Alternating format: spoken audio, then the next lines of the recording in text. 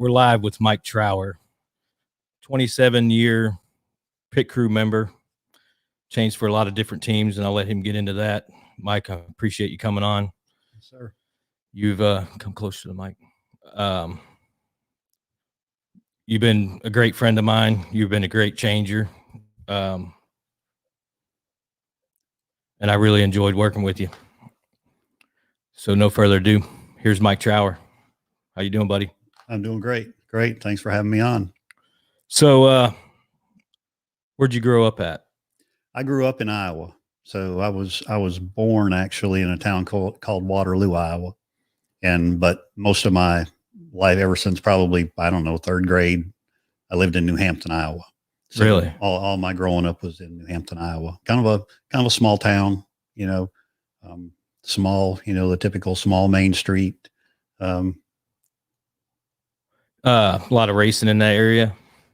Dirt track racing. Yeah. So that, I grew up around dirt track racing. I don't even know when the first time I went to an asphalt race, but it was all dirt tracks locally.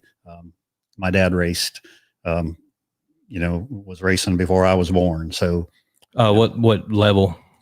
The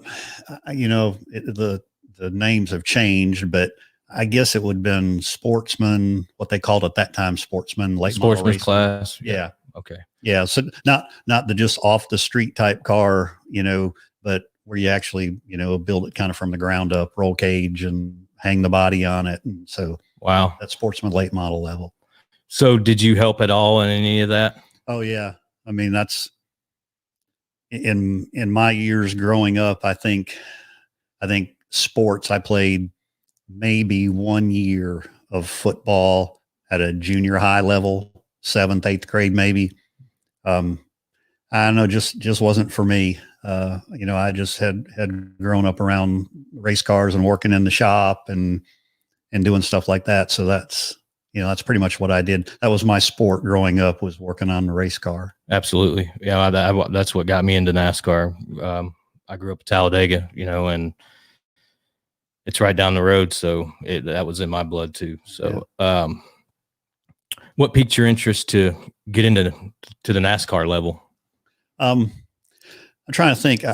When we went, I think the first NASCAR race I went to was actually with, I don't even know that my dad went. I think it was with some friends, some family friends. Of course, we, living in Iowa, the closest track was Michigan.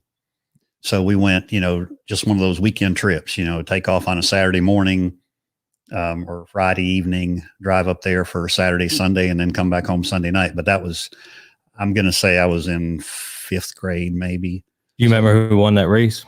I do remember Cale Yarborough winning a race up there, because I was a huge Cale Yarborough fan. And I'm thinking that was in the Busch Beer sponsorship days. But, wow. But the first time I went up there, oh man, I think it was Holly Farms, or what do you have? First National City Travelers checks, I think, and that when they had that orangish colored car. Oh yeah. Yeah. So that was a while back. Yeah. A long time.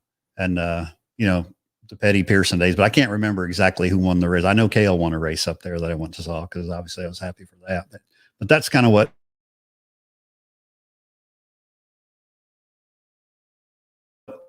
just being in the background of racing, growing up around racing, the pit crew thing, kind of as years go on, kind of got pulling at you that would be fun to be on a pit crew. And oh yeah, I agree. That's kind of where the draw started, I guess.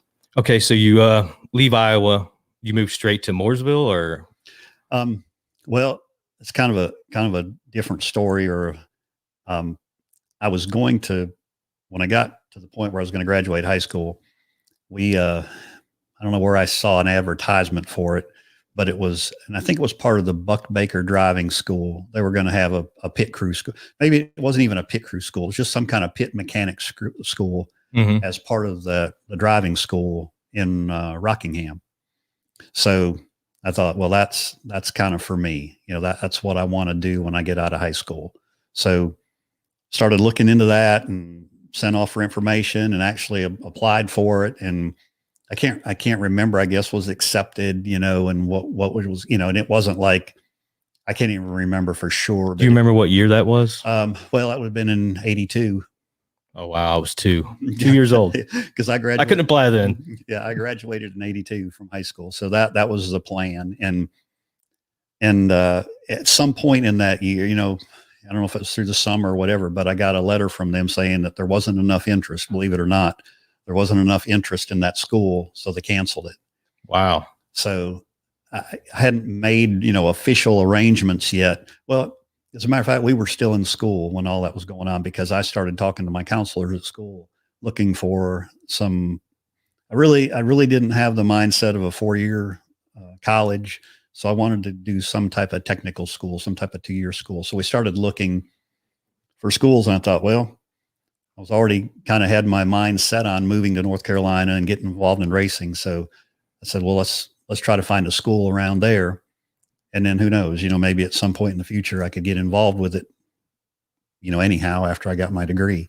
And just, kind of a crazy way to pick schools, but no joke. But looked, and there was a school at that time, I think it was Richmond Technical College in Hamlet, which is right out, kind of adjoins Rockingham. Yeah, I think it's right outside. Yeah. So I thought, well, it's still almost right there in Rockingham. And so I applied for that school, picked it, and my mom and I actually drove down, found a place to stay, rented a room at a house. There was no Airbnb back then. No. And certainly this place had no dorms. It was just a kind of a technical school. It wasn't dormitories on site or any housing nearby. And so we found a house that this gentleman rented out rooms to guys that worked at there was a railroad shop there. So they lived kind of farther away, and they would come down there and work during the week and then go back home on the weekends. So we had like a common kitchen area, and then I think there were 4 rooms. So I rented one of those rooms. And how much was it back then? Do you remember? Oh, I think this is going to sound crazy, but I think it was $100 a month. Times have changed. Something like that. It was just really, and it was just a great atmosphere. You couldn't even rent a doghouse for $100 these days. became really great friends with the gentleman that owned the house, and the guys that came and worked at the railroad, and it was just a perfect fit. So that's how I eventually made my way down is going to school there. So how long was the school? 2 years. Wow. Yep. Wow. 2 years. So were you doing some local short track stuff, or? No, just focused on school. And again, my whole career, from the racing standpoint and in life in general, just kind of flowed, I guess. So I came down to school, was standing in line to register, and struck up a conversation with another gentleman that was going, I say gentleman, I was 17, and he was of age that he was married and had a 1 or 2 children. He was going back to school to learn, and the curriculum I was going for was electronics technology. Oh, so wow. I was going to get my degree in, and he was doing the same. We just got to talking, and he worked at a golf course, Richmond Pines Country Club, that probably is still there today. Is it like a bar and grill? No, it was a golf course. Oh, a golf course. Golf course. Gotcha. Country club. I'm so used to, when I hear that, I'm thinking of a local bar, pub, something like that. And so he took care of the golf carts there, and we just got talking about just kind of conversation, and he said that he could, he might be able to use some help out there. And I said I'd love a part-time job while I was going to school. So we kind of struck it up, and I started helping him out at almost like a little subcontractor, helped him out at the golf course. And so for when the races came to the speedway there, they provided golf carts for people to ride around. So that was kind of the closest I got to racing while I was going to school, is that we'd take golf carts out to the racetrack. That's still got to be really cool to be in that environment. Oh yeah.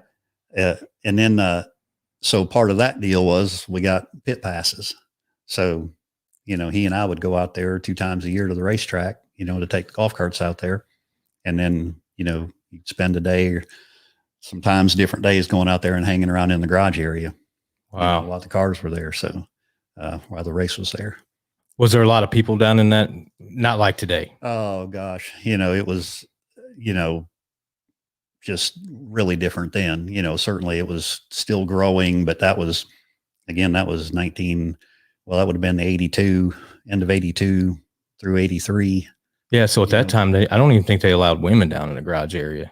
Oh, I couldn't even tell you, you know, you could remember, you know, what it was like then, but certainly it was just totally different now, you know, the amount of people that would show up for the race and and all that. But I've heard that before, that I think Darrell Waltrip's wife was the only one that was really on pit road at that time. And she was like scorekeeper for him or something like that. Yeah. You know, the only time I really started, I guess when I actually started racing, you know, then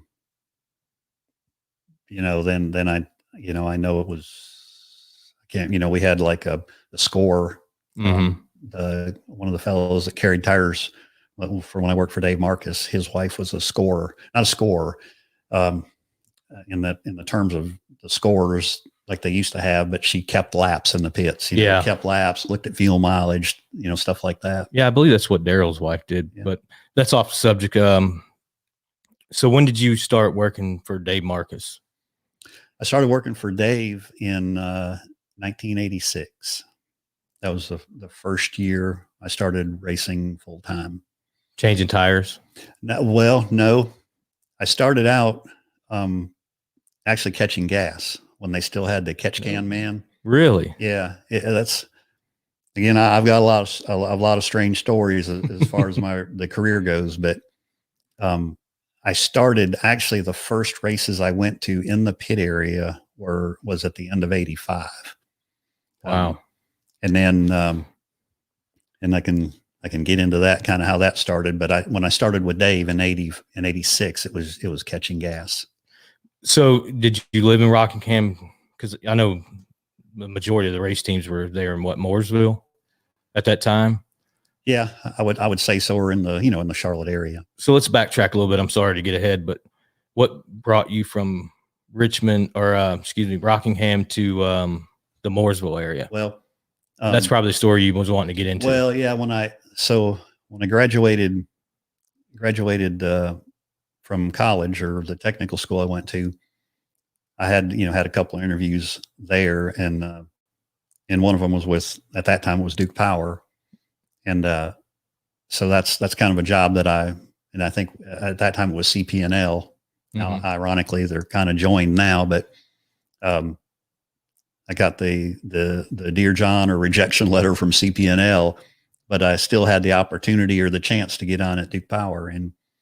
And so, you know, I said I was helping at the golf course. Well, that kind of grew. So I graduated in 84, the spring of 84. And I really wanted that job at Duke Power. So my role at the golf course had grown. So I was cutting grass and taking care of golf carts and all that stuff. And I thought, well, I'd got into the habit of getting out there early in the morning and working on the golf course, and then getting my work done, and then throwing my golf clubs on the golf cart and playing golf. And I thought, well, it's not a bad gig to have through the summer. So no, not at all. So I thought, I'm just going to hold out and see if I get my job at Duke Power. Well, I ended up getting the job at Duke Power.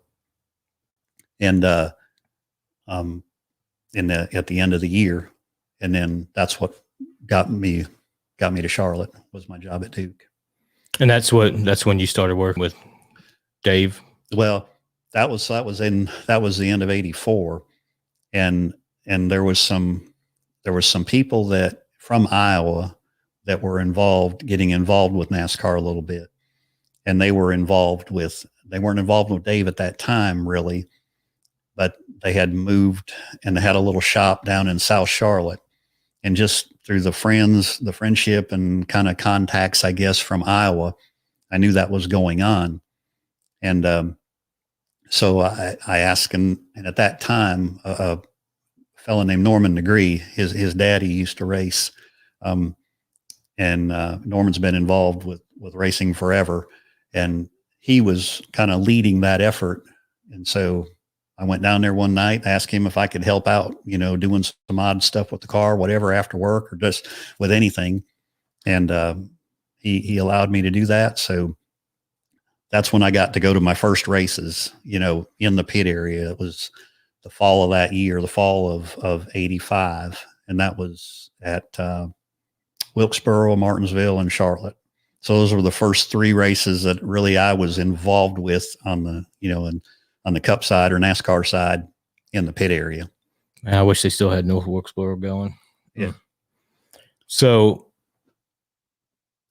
and then that led you to be on Dave's car? Yeah. So I helped on those 3 races, and Norman and I got to be friends, and he really took great care of me, you know, allowing me to go to those races. And he was building a shop in Kannapolis because he did a lot of work. He worked a lot with the ARCA drivers, some of the ARCA drivers. And so I helped him, you know, we helped him build his shop, you know, really, you know, upfit the building for a race shop. And he let me help him do some stuff on some different ARCA cars and things like that. And I told Norman I'd really, and then I think that at that time is when the Helen Rafe folks, they were going to sponsor Dave in the next year. And I told Norman, I said, I would really like to get some type of weekend pit crew thing.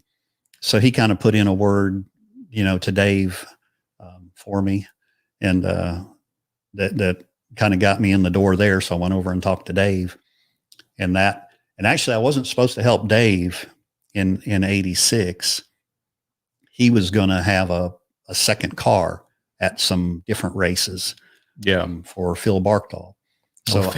So I went down to Daytona to catch gas on for Phil Barkdahl, and you know, some other friends from Iowa. My dad was going to help with the car, and got down there. And that's kind of how it started. And I think I helped in the qualifying race. I helped Phil, and then something happened with the guy on Dave's team that was catching gas, that he couldn't catch gas for the 500. So I moved over to Dave's car, and gosh, this would never happen probably, you know, nowadays, but I can remember after the race, I don't even know where we finished. I don't think it was real good.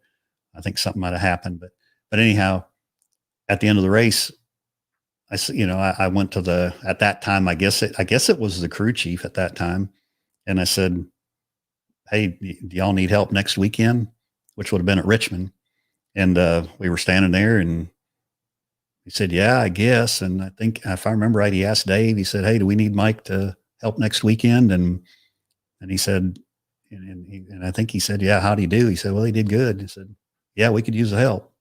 So from that point on, I went to every race that year. And now, were y'all flying or driving? Oh, no, we were driving. I figured. Yeah. We didn't start driving till start flying till I started working on the 24. Oh, wow. So even out west. Well, now out west we flew. Okay. So you had commercial. Yes, commercial. So at that time you had 2 races at Riverside. Mm-hmm. And I think that was it. Was the 2 races at Riverside. Sears Point wasn't there? No. Not at that time. So yeah, it was way back. Yeah. Gosh, I can't remember what took the places, that was past Ontario. Ontario wasn't running in. I think it was just the 2 races at Riverside, but those were the 2 races that we flew to. Every place else was, getting a van and drive. I was driving. Yeah. I would meet, for folks familiar with the North Carolina area, I would meet up on, at Old Mountain Road and Interstate 40, kind of up near Hickory. Oh yeah. So if we were kind of going on the eastern seaboard or eastern coast or whatever, we'd meet at Old Mountain Road.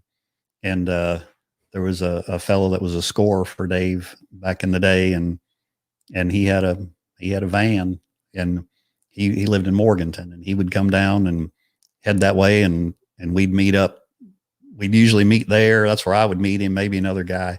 And then we might pick somebody else kind of up this way, up around Raleigh or something. We'd pick somebody up there, and then we'd head up, whether it was to, well, that's, Richmond, Dover, whatever. And then if we were headed to Pocono, we'd be headed up 77 but I'd get up Saturday morning and ride up there, meet him at Old Mountain Road, and we'd pile in the van and head on to the racetrack, get there Saturday night. A lot of times we would still go to the track for like final practice. Oh, and watch and just help out in the garage if there was anything to help out with, and go to the hotel and get up the next morning and race. And as soon as the race, instead of the mad rush to the airplane, it was get in the van and head back down the road to get back home. Now, did y'all swap out drivers? Yeah. Driving to each track? Because I know that'd be a lot of miles on one person. Yeah. They're between, it depended, each week. If we were going to Michigan, sometimes Michigan was a little bit different. Like I would drive to Morganton and meet in Morganton, and then we'd head up to Michigan. But yeah, we'd swap off. So places like Martinsville, everybody drive their own personal vehicle, right? Yeah. For Martinsville, we'd probably, I don't know, we'd probably still meet up somewhere if just depending on the track, or Rockingham, we'd meet in Charlotte somewhere, Now, a lot of race fans, we normally get some kind of access out of the track. We know the back roads. Now, was it a mad rush to get out before the fans back then, or did you just wait for the fans to leave, or how did that go? No, it was, well, again, you're talking a different era. I mean, I couldn't even tell you what the attendance was, at a track like Pocono or Michigan, or when we started going to the Glen and places like that, Dover, certainly it was nothing like it is now, or I say now, in that, if you want to call it that heyday in the mid 90s or late 90s and early 2000s. So I don't recall traffic back in in that late 80s, early 90s being a big issue. We didn't park like outside the track or try to get some secret parking spot that you could get out quick. That really wasn't an issue back then. What piqued my interest about it was, I remember we were leaving Las Vegas, and you know how the traffic is there. It's ridiculous. We're leaving, and we had taken a wrong road. I don't remember what the issue was, but I remember Chad Canal saying, if they don't get here, they're going to be on the next plane or finding their own way home. And I don't remember who was driving at that time, but I'm sitting there thinking, man, you better get us to this plane, because I am not driving home, and I don't want to be on a second plane home, because you never know when they're going to leave, especially if one of the Hendrick cars had won, they're staying late. I'm ready to get home. You're already 3 hours behind or 2 or whatever it is.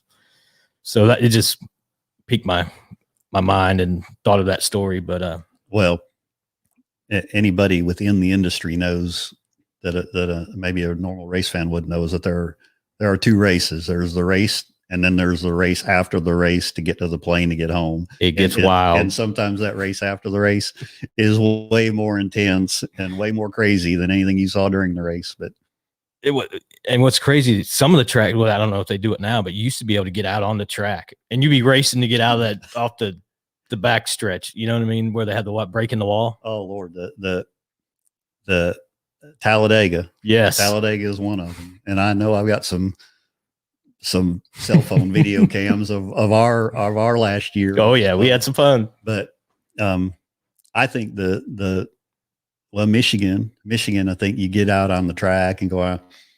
To me, the one is Pocono. Oh man. Because Pocono, they send you out and I think sent you to the left. Yeah. And then anybody that was going against the grain, so to speak, would try to go to the right because it was a lot shorter. And then when you got around to, I guess it's off of the tunnel turn. Yeah. Before you go out the track, it was nothing to end up with 6-8 lanes of cars to try to get across the track and feeding into one lane. And I think I've seen more than once the poor security guard just give up. Oh yeah.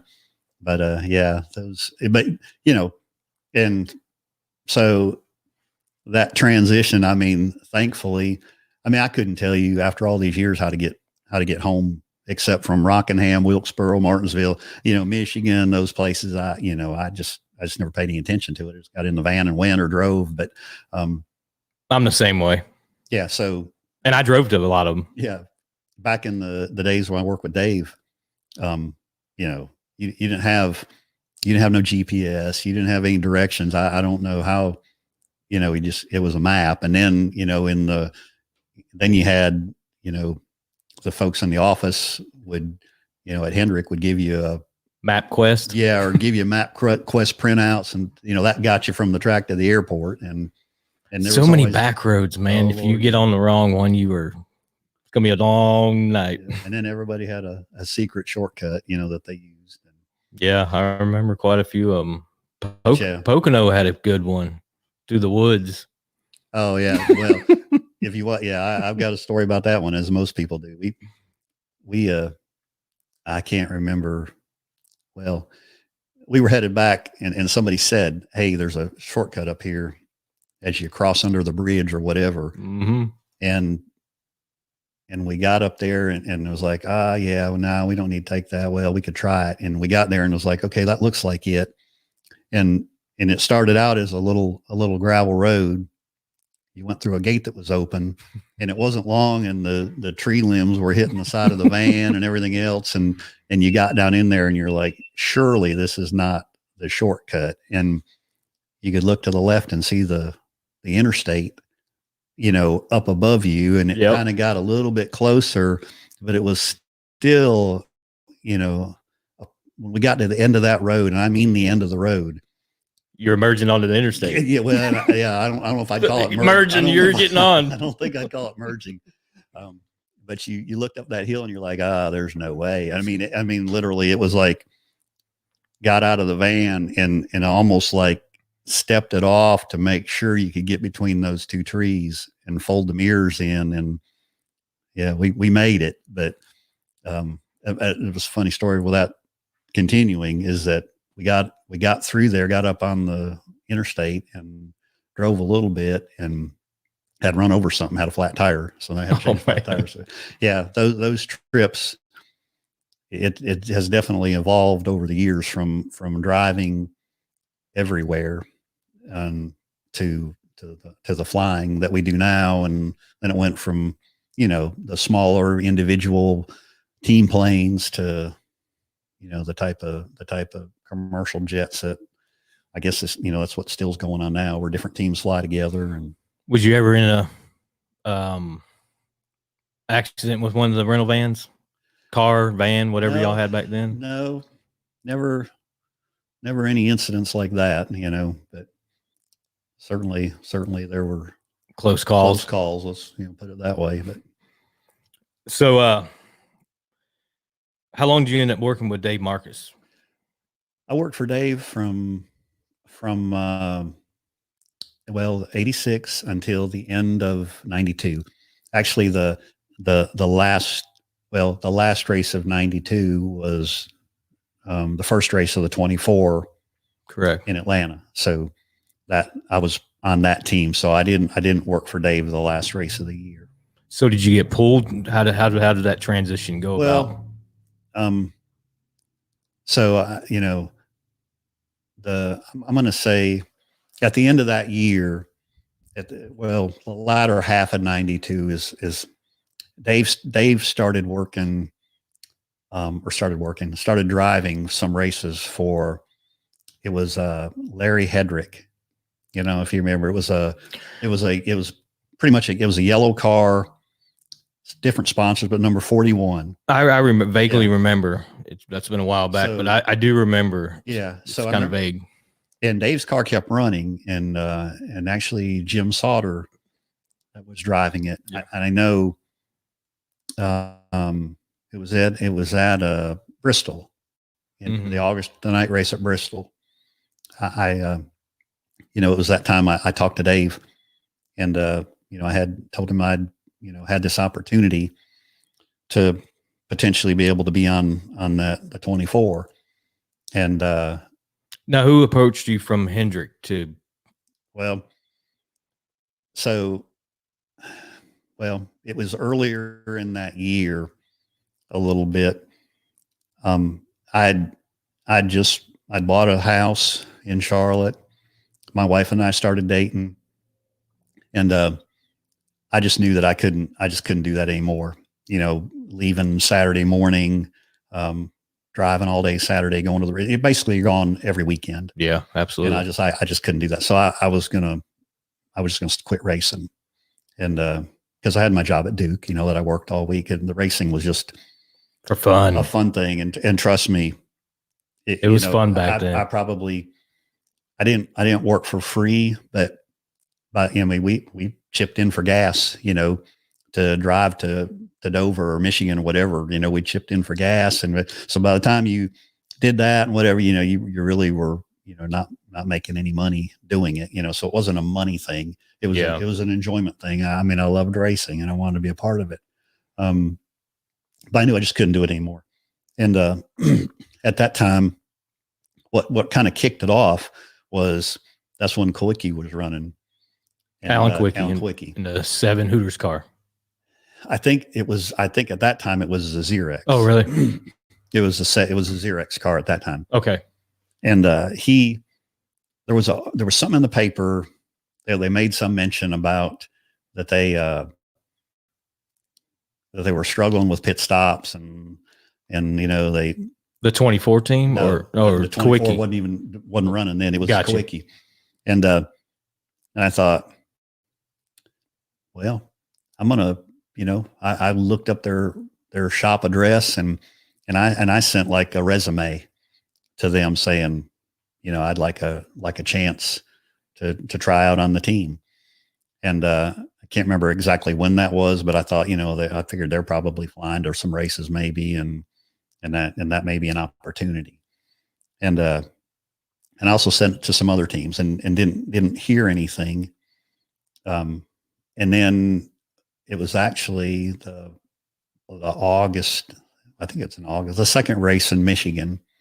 We got home and I got I think at that time we'd kind of gave up on if it was just me and another fellow, we gave up trying to drive all the way home. So we'd drive part way home, spend the night. So anyhow, I ended up getting home like Monday night for Monday evening, Monday afternoon. And that Monday night, I got a phone call from Ray Evernham, and he was putting together the 24 team. And now he called your house phone, not, you didn't have cell phones back then. There was no cell phone back then. You didn't get a beeper text or nothing? At least I didn't have one. Yeah, absolutely. And, so he called and just, so my history with Ray was Ray knew Dave from the IROC days, the working on the IROC cars. And so I had met Ray and knew Ray, and Ray had actually did crew chiefed, some races for Dave. And I actually changed, I think one time I changed tires for Ray when he was driving his modified car. I think it was at Wilkesboro. Really? So, wow, I did not know this. Yeah. So that's pretty cool. So I knew Ray and probably changed tires with Ray on Dave's car, at some racetrack. Ray Evernham changed tires. I think Ray probably changed tires. I was wanting to say maybe at Watkins Glen or someplace like that, but wow. So anyhow, I knew, I knew Ray. And so he called just to make sure it was me, cause he knew I worked with Dave. And can't remember how we got started on the conversation, but anyhow, he said, we talked about the 24 and it was going to be starting up and this is just, kind of a funny part of the story, I guess, or not funny, but is that he was really concerned about that I was working for Dave, and he didn't want, me to quit working for Dave to come working over there, or not. I wasn't guaranteed anything, but to come try out for a job over there. And, so, we had to have those conversations. So, I know, so that end of that year, when I went to talk to Dave about going over to the 24, he talked to Ray and made sure everything was okay, or Ray talked to him and And so that gave me the opportunity to be able to try out, at the 24. So that was my first race with the 24. Cammy Trower says, "Hey." Okay. So you did your tryout. How did it go? Well, so I'll loosely use the term tryout. We had a bunch of guys there, mm-hmm. and it, and it's not like, I guess it's not like you would think of today, where it was, I'll just, it was a guy from this team, a guy from that team, a guy from another team. I didn't know. I might have known a couple of guys. A lot of the guys were new. Some of the guys never worked in racing before. Some of them never pitted a car before. Wow. And that was so we didn't have really a tryout. We just had we started working out together. So who was the pit crew coach then? Andy Papathanasia. Yeah. So Andy Papathanasia, as we know him as Andy Papa. And he was on the 7 car at that. He was in 92, correct? That's correct. He was the jack man, I believe. Okay. On the 7 car. And then he left. I think he left that.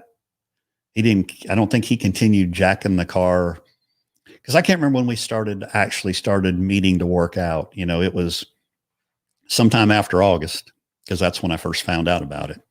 So it was that, because that's when the night race is at Bristol. So it was sometime end of August, 1st of September is when we started working out, or practicing, I guess you would call it. And nobody was guaranteed anything as far as positions or anything like that, and I mean, obviously I was keying in on tire changing, because that's what I've been doing for 7 years. So, but there was other fellows, carrying tires. Some were trying out for changing, and then, after a little while, they kind of had targeted who was going to be potentially the changers, who was going to be the carriers, and jackman. And well, actually Andy was going to be the jackman. Really? So, mm-hmm. Wow. And so anyhow, we started practicing and doing our trying out and in different positions, and until we finally settled on, who was going to do what. Wow. So who ended up being obviously you were the front tire changer at the time. Who was rears? So at the time on Dave's, yes, I was changing, because I changed rears for a while on Dave's car before I went to fronts. So at that time, you had 3 changers. You had, let's say a front or a right rear, and then the guy that took off the left side lugs continued changing the left rear. So again, I can tell you a lot of strange stories about my career and the paths it took, and let's jump right into it. Call it lucky, call it being fortunate, whatever. Or call it both. Yeah, or both. I hate to say lucky all the time, because you work hard at stuff. So I totally agree. None of this stuff's given to you. Yeah. So I was going to be the left side changer, and so you would knock off the left rear, then go to the left front? I'd knock off the left front nuts and go to the left rear, knock those off, and then continue changing the left rear, so that the front changer would change the right front, come around and finish changing the left front. He wouldn't have to take the lug nuts off. He just pulled the tire. The right rear guy at that time, I can't even remember how many people you could have, but he was making adjustments on the right rear or whatever, or he was done, after he did the right rear. And so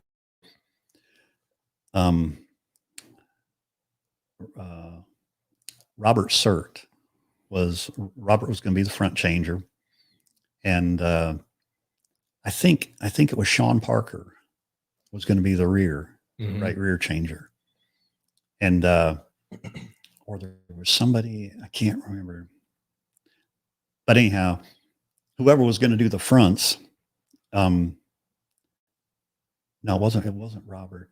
Anyhow, whoever's going to do the fronts, we were going to run that last race of the year at Atlanta. he had some kind of, I think he might've worked in the shop, and he cut his finger real bad. And it's like, well, he's not going to be able to change. So they moved me to doing the fronts. And then Robert did the left sides, and then Sean did the rears. So that's how it was decided. Otherwise, I'd have probably been doing the left sides, but instead, because the guy got hurt that was going to do fronts, they put me on the fronts. Thank God, because that left side deal was only for how many years they do that? I think partway through the 95 year was when they stopped. And I think it might've been, it seems like it was maybe the second Dover race or something. I think it was in 95. Gotcha. So who was your carriers? In all the 24, in the 24 year was Darren Jolly. Darren and I worked together my whole 7 years at the 24. And Jeff Knight was the rear. And Jeff did the rears. Gotcha. And then there was one year that we had some change. It was 98. The year that was the career year. I mean, 98 was an unbelievable year. That year, I changed rears. Really? Yeah. And Shane Parsons changed the fronts. Oh, Shane. Was he smoking? I think you know the answer to that. Oh yeah. He might have been smoking while we were running even. He loves them cigarettes. Shane's a great guy. Oh, Shane's awesome. I worked with him in an engine shop. He's a phenomenal guy. Yeah. Funny. Don't come any better than Shane. No. And I heard he gave Andy some running for his money at pit practice. Yeah. Yeah. We had some great times. So when did Chad change? What year was that with you? Chad Canals, for who don't know. I think that was 95. I think 95 was when Chad championship year. Well, so yeah. And maybe it was 94, but Chad might've started in 94. I think Chad might've been Chad either did the rears or no, I think Chad did left sides. Really? When we were doing in 94, I think Chad did left sides and Sean did the right rear and I did the fronts. And then in 95 is I think when Chad changed rears and I changed front, and that continued on 95, 96 and 97. Wow. So what was your first win with the 24? The Coke 600 in 94. Really? We won 2 races that year, the Coke 600 and the Brickyard. That's the one where Jeff was crying. Yeah. Yeah. Yep. Yeah. That was our first win. Won it at the end. I mean, we ran good all day, but we won it at the end.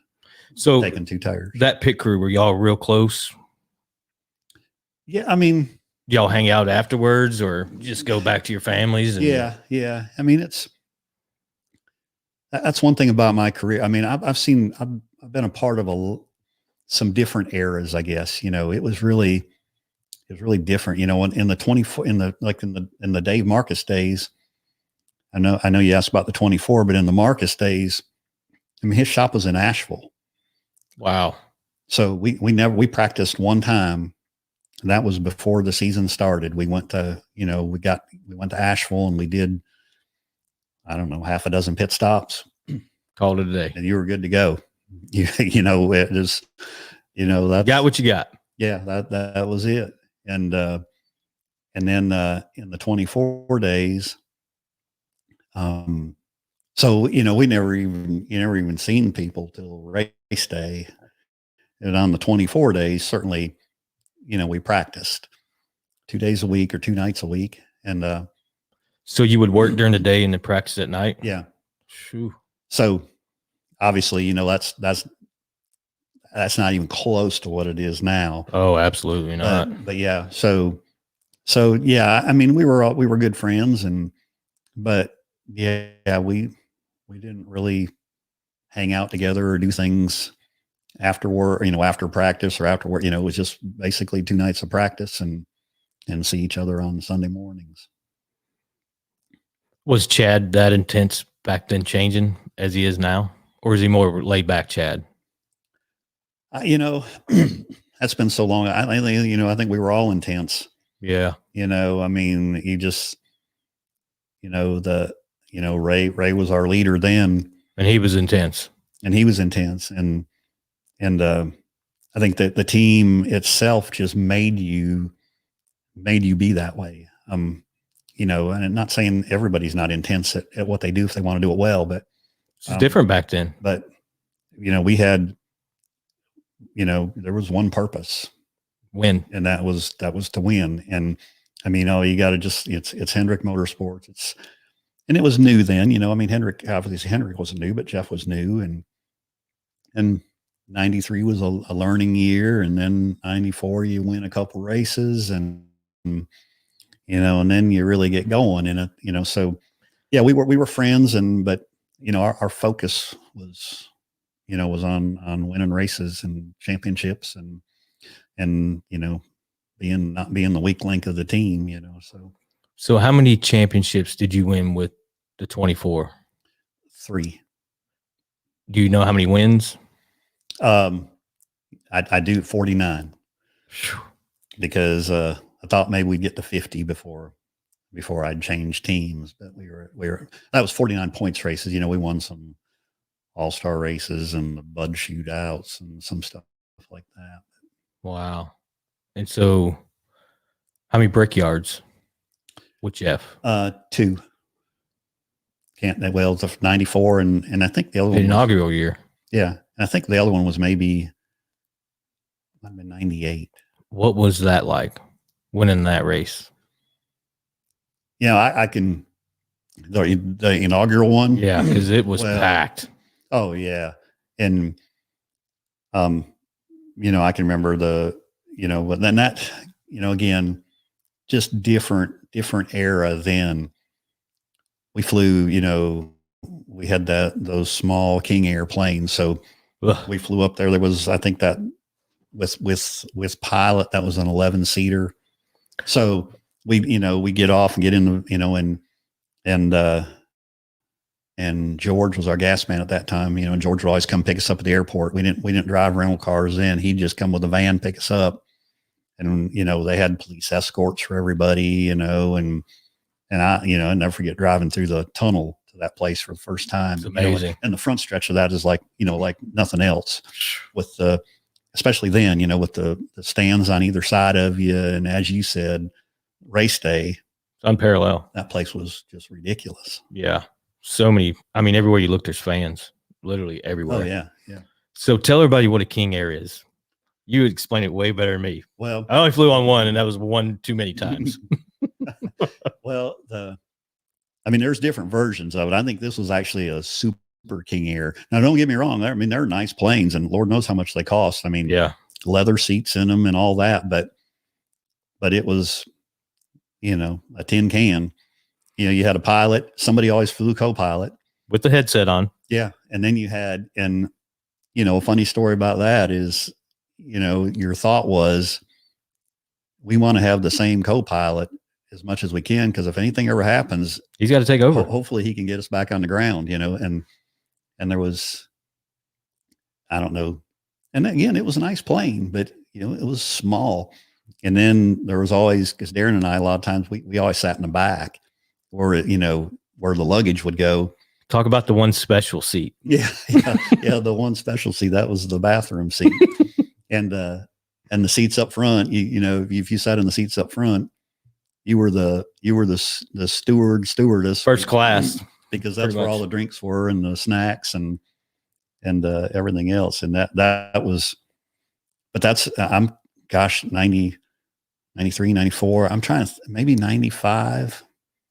It might've been 96 where they got not the Saab, but it was the little bit bigger plane that you could fly a little bit more. Cause I was trying to think, like after the race, that's a whole another thing different than now, but after the race, I don't know who all, cause there was always a van there. Somebody drove the van, and so for the guys to run around with, they didn't have rental vans. Somebody drove, some of the guys had to drive up, and some of the guys drove back because everybody couldn't fit on the plane. Yeah. And, lost my train of thought. But yeah, that there was no, usually was no eating after the race. You just you ran you got in the van or got in the car or whatever they had up there. You got back to the plane, and then you grabbed a pack of Lance crackers or some peanuts or whatever. You wasn't worried about what kind of sandwich are we going to have? Are we going to have pizza or whatever? It was a pack of cheese crackers and a Coke. That was about it. So when y'all won the inaugural Brickyard, you're staying late because you're taking pictures, you're kissing the bricks. What was that like, being the first pit crew to kiss the bricks?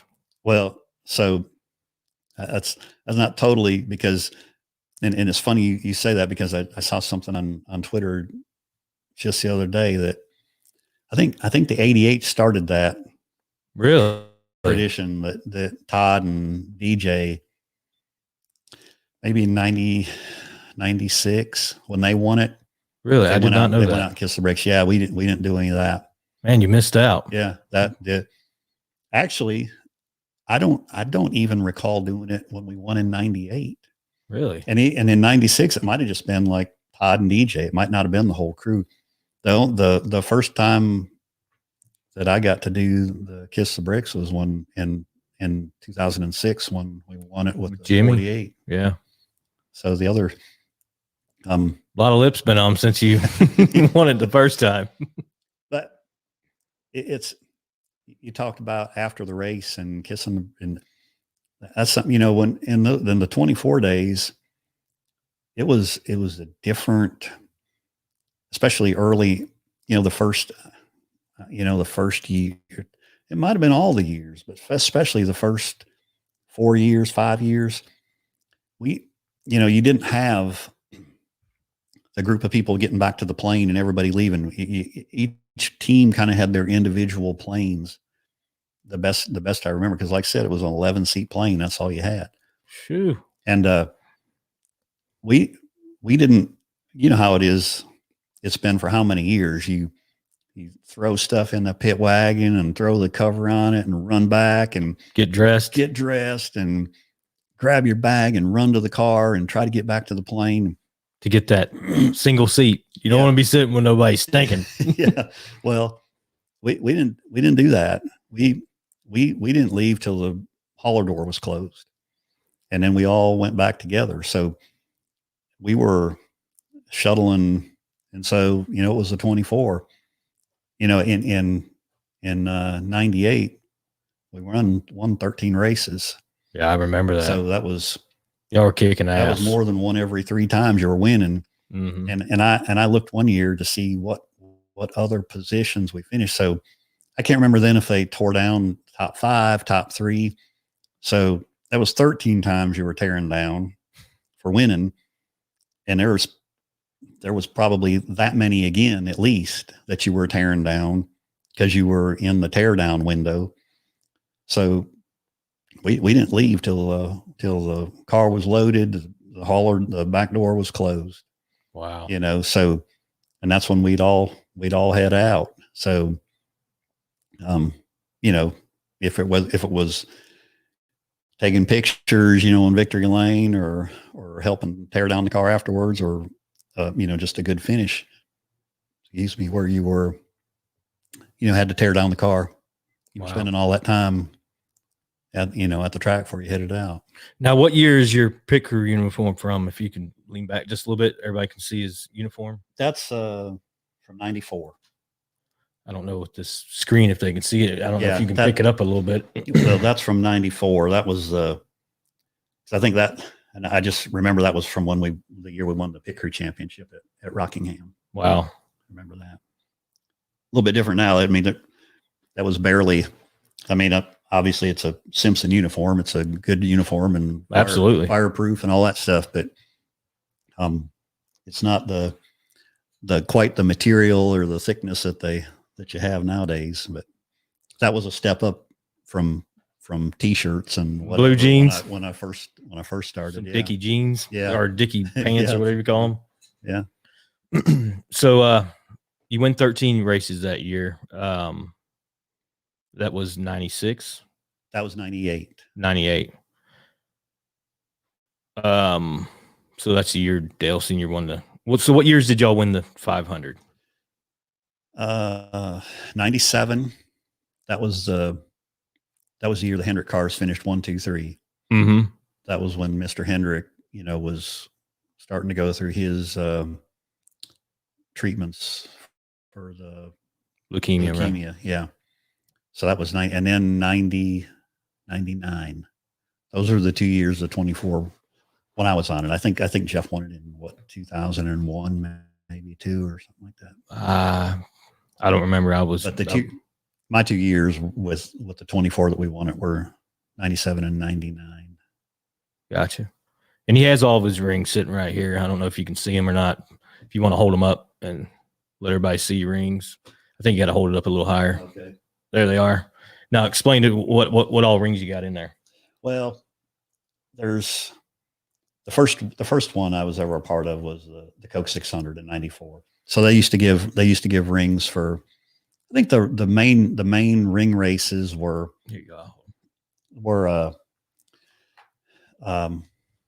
The Coke 600, Daytona 500, and then when the Brickyard came along. So, I was fortunate enough to be a part of four Daytona 500s and the championships. I got one ring from the Coke 600, but was lucky to be a part of a few of those. And then, the Pit Crew Championship, the early on Pit Crew Championship, they used to give a ring for that. Mr. H was been gracious on giving some rings for the 200 wins. And yeah, I have that one over here actually. And I think we even got a Jeff, kind of a celebration for Jeff in his career. Mm-hmm. I think probably one of my favorite ones was we won the Winston Million. Yeah. Jeff in 97. And I think it was DuPont, put together a ring for the races that we won, to win that. You have it in there? Yes. Yep. Which one is it? It's this one on the side here. Like to see it.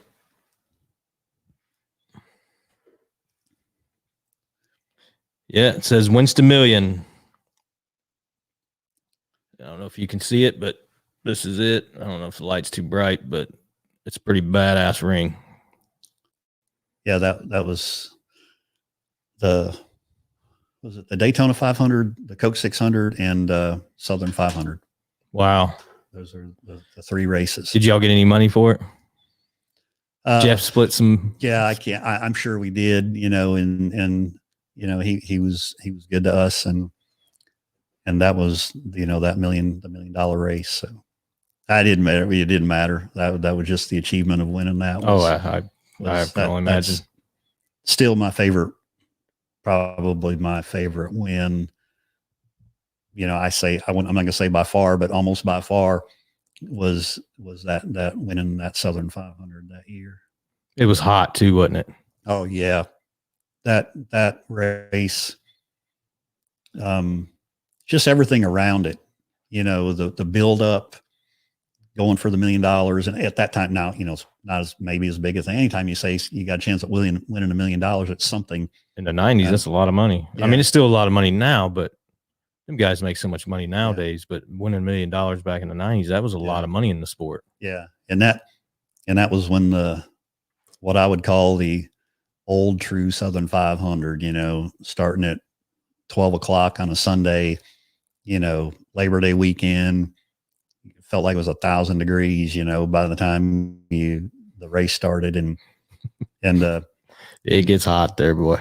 And we weren't really, I'd say we definitely didn't have the best car that day. But we were battling for a championship too, with, I think, against Mark and probably Dale Jarrett, maybe Bobby Labonte. Yeah, there was no the way they do it now. It's it was a season long point. So we were, that's September. So that's getting right down to the crunch time. And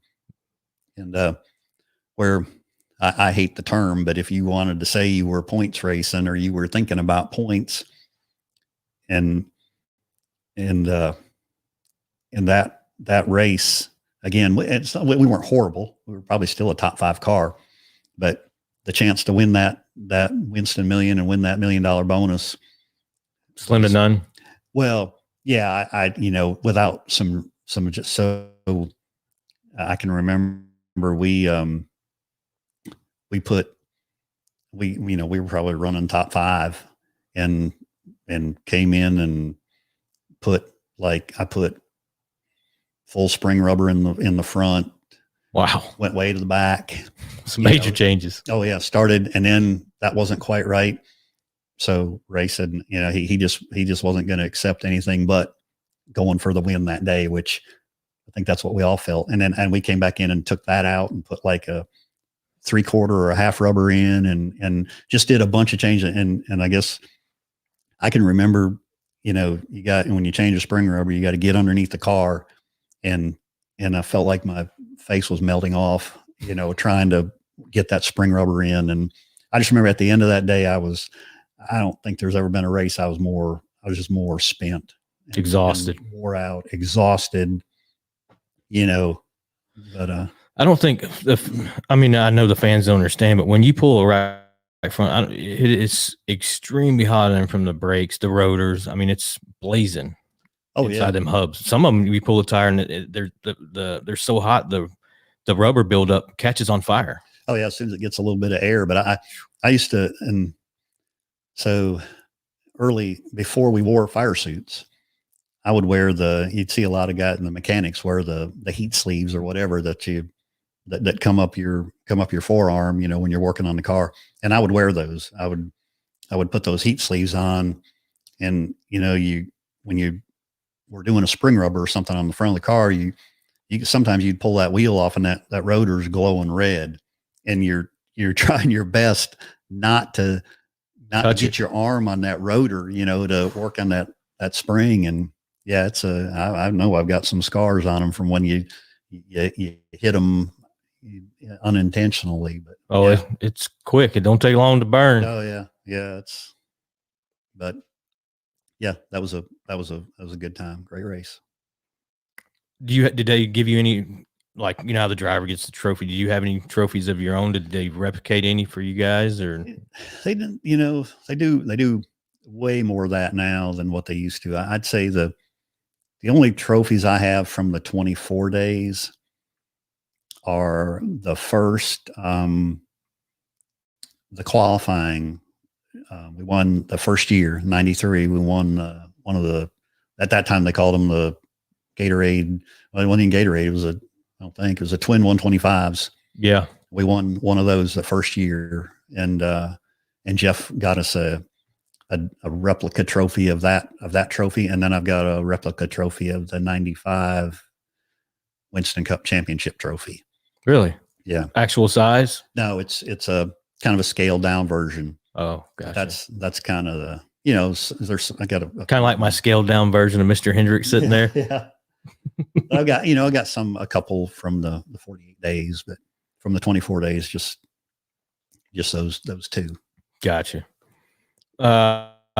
So that was what, 98? That was 97. 97. Winston Million was, yeah. So 98 season starts. Dale Senior obviously wins the Daytona 500. How many wins did y'all win that year? 13. 97. Oh, 97. No. 98. Excuse me. 98 was 13. Wow. And the championship. And then the following season you leave, correct? At the end of 99. At the end of 99. Yes. Okay. So 99 season starts. How many races do you win that year? Do you remember? I remember at the end of the year, we won at Martinsville and Charlotte. I can't really remember. Yeah, well, that was the year we won the 500 in 99. So I that's three that stick out in my mind, but I'm not sure past that. I can't remember. Wow. And then, so at the end of 99, you leave to go to Robert Yates Racing. How did that come about? Well, that was, towards the end of the year, end of 99 was when Ray was going to leave. Start his own team. Start the Dodge team. So, it was just. Did you feel like everything was falling apart? No, because we weren't not running good. I mean, it was the 24, we were, everything was, I think it was just, I don't know how to describe it. It was, we all did it. I guess you just felt like it was time to try something a little different. And I can't really explain why. There was a little bit of a money issue to it, I mean, y'all are winning races like crazy. But let me backtrack for just a second. When did the Refuse to Lose shirts come out? What year was that? Because when y'all put them damn shirts on, y'all literally were showing them things in Victory Lane about every damn week. I remember that shit on TV. I think that might've been 95 when Ray started that. And you wore them every year from there on, or just that season? No, we wore them, I think, every year. My favorite one was just the first one. It was just the pure black, refuse to lose. And then maybe the next year, the year after that, they were kind of the white with black logo. Well, that was the black one. Then they became kind of more of a multicolored, kind of to match the car, but it might've said Rainbow Warriors on it or something. But you still got them? Yeah. Hanging up or shadow box? Just in a drawer somewhere. But I know I've got the old, probably from 95. It's, the old, it is a little worse for wear, but that superstition thing that you have, I wore the same one every race, and it's a little worse for the wear, but I still got it. That's cool, man. So you leave to go. How did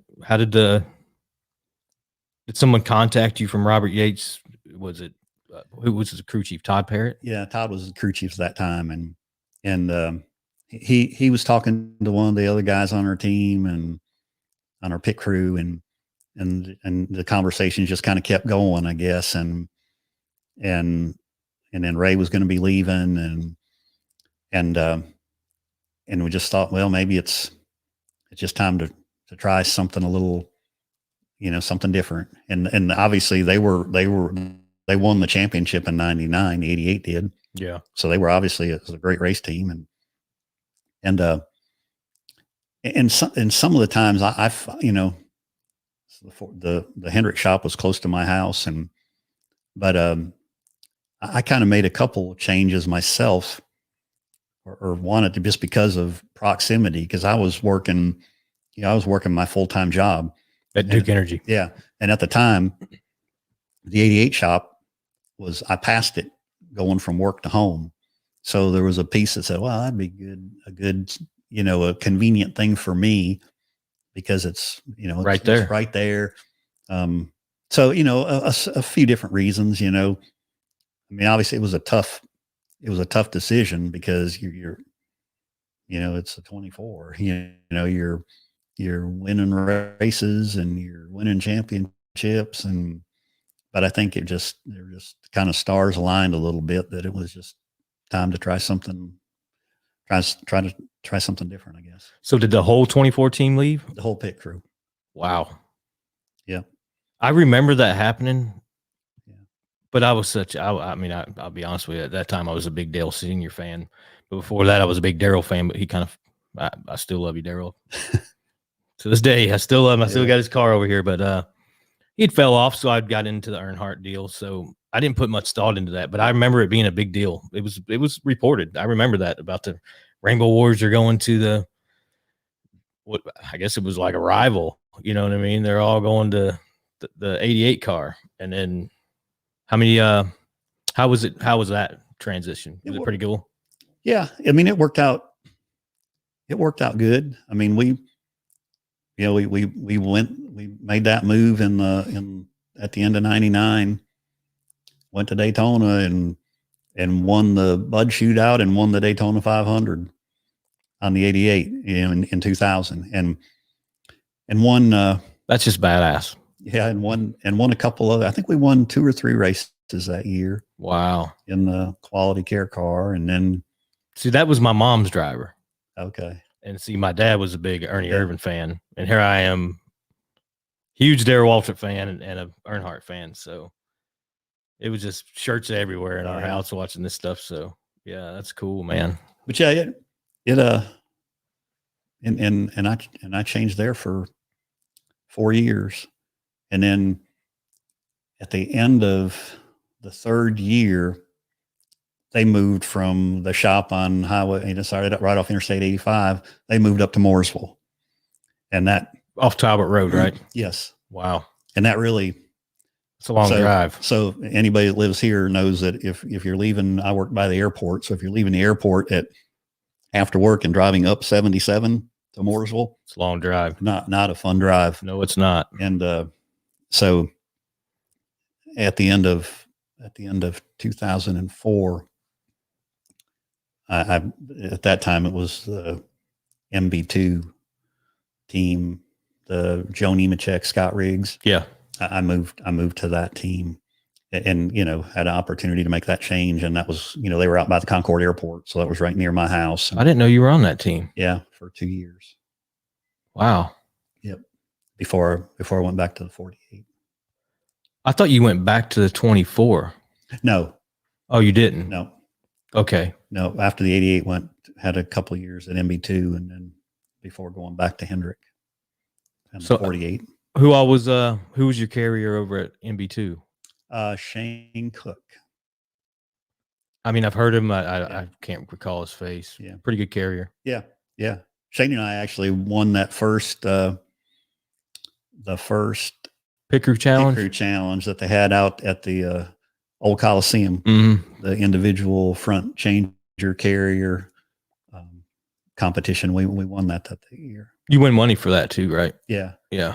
I got that and got a big old toolbox. And still got it? Oh yeah. Got your tools in it? Yeah. That's cool. Yeah. You still have any pit guns or anything? And people have asked that before, and the only pit gun, because the pit guns aren't cheap. No, they ain't. And especially now, now they're paoli. Nobody owns them. And then a couple of years ago, they were really in-house expensive because they're all in-house and they were all top secret. But my all I've ever used was the Ingersoll Rand gun, and I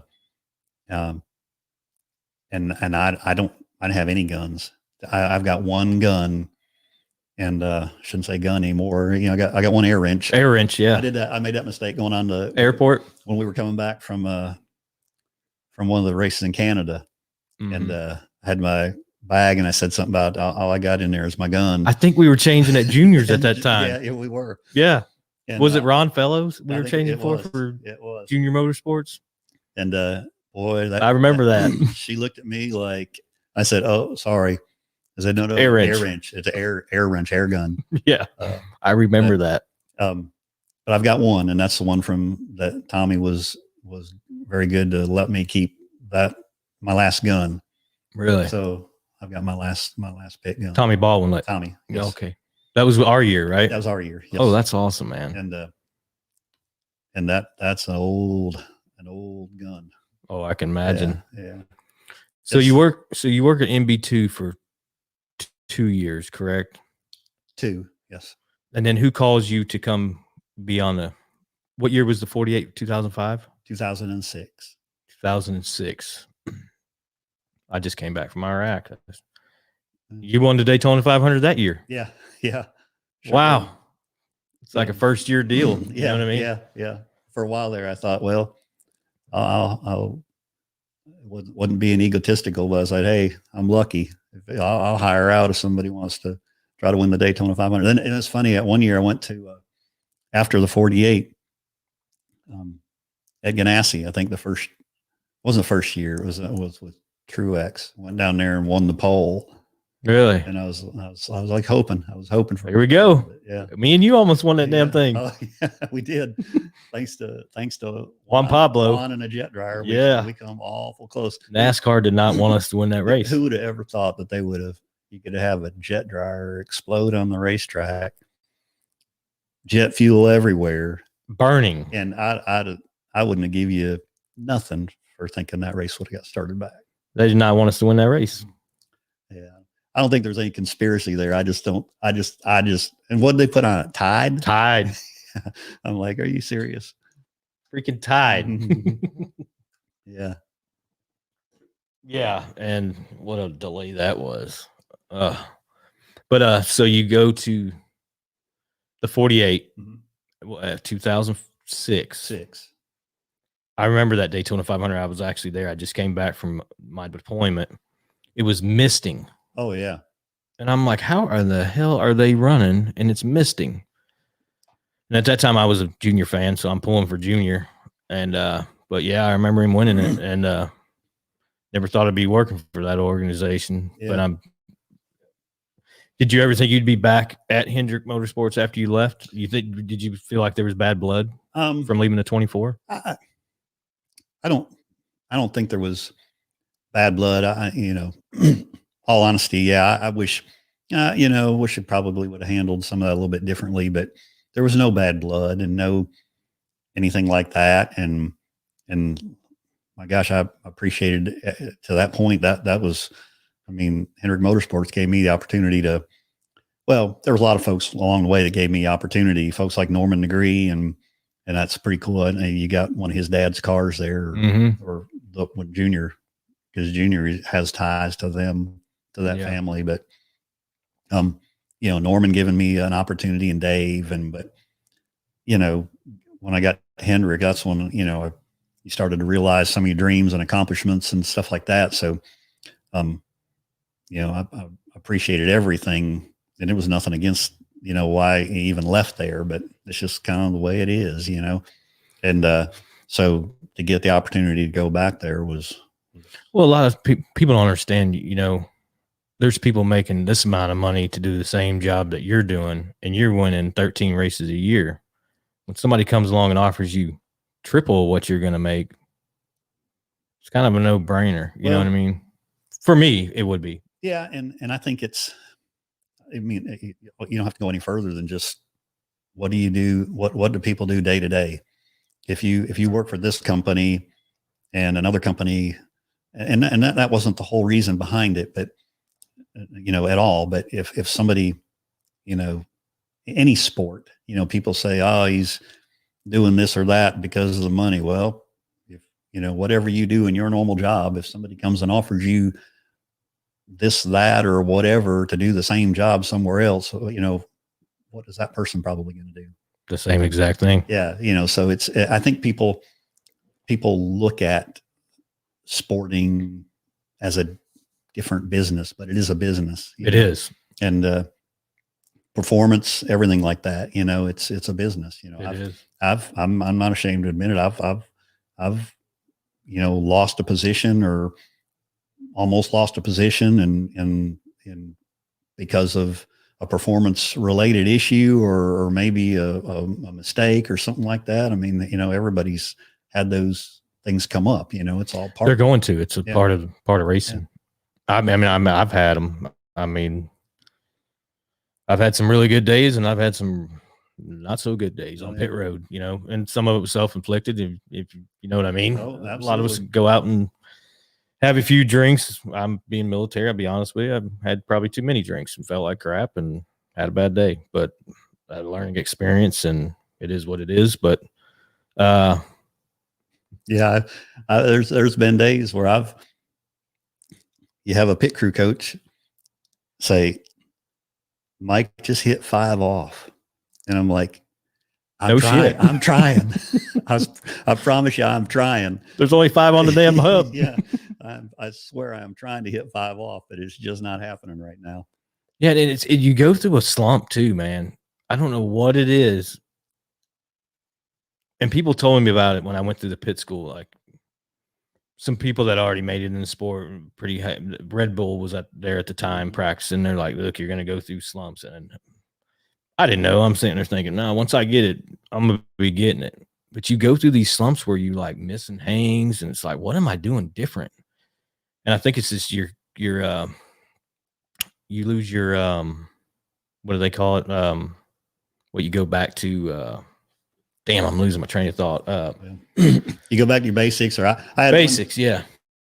I had one fellow on another team told me, and he's perfectly correct. He said it's he called it basics, or he called it his happy place. Yeah. As that's where your zone is, where you can operate comfortably, where you want to operate. And but it's that I had, a couple of years where I felt like I can be faster. I can step my game up. I can try this other gun. We used to have, 6 vein guns and 7 vein guns. The 7 vein gun was a little bit faster. Explain to them what that is for people that will watch that wouldn't know what a pit gun is. Maybe I don't really know for sure, but it's the internals of the gun, and how fast the air will make it go, and certainly it really exploded when people started making their own guns and Gibbs and stuff. But I don't know. I don't know if I'd call I never was the fastest tire changer. Never felt like I was, but I felt like I could be one of the most consistent. You were tire changers, and that's where I needed to be. Is just to try to do the same thing over and over, and that's how we were trained. That's how Andy trained us. I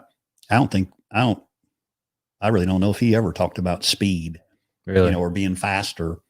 It was about, not making mistakes or limiting the mistakes, trying to do the same thing over and over again. And that fit me perfectly. If somebody, I may not have be where I'm at today if I'd have started out by somebody, the days I really had some training and instruction, where somebody said, you need to go faster. You need to go faster.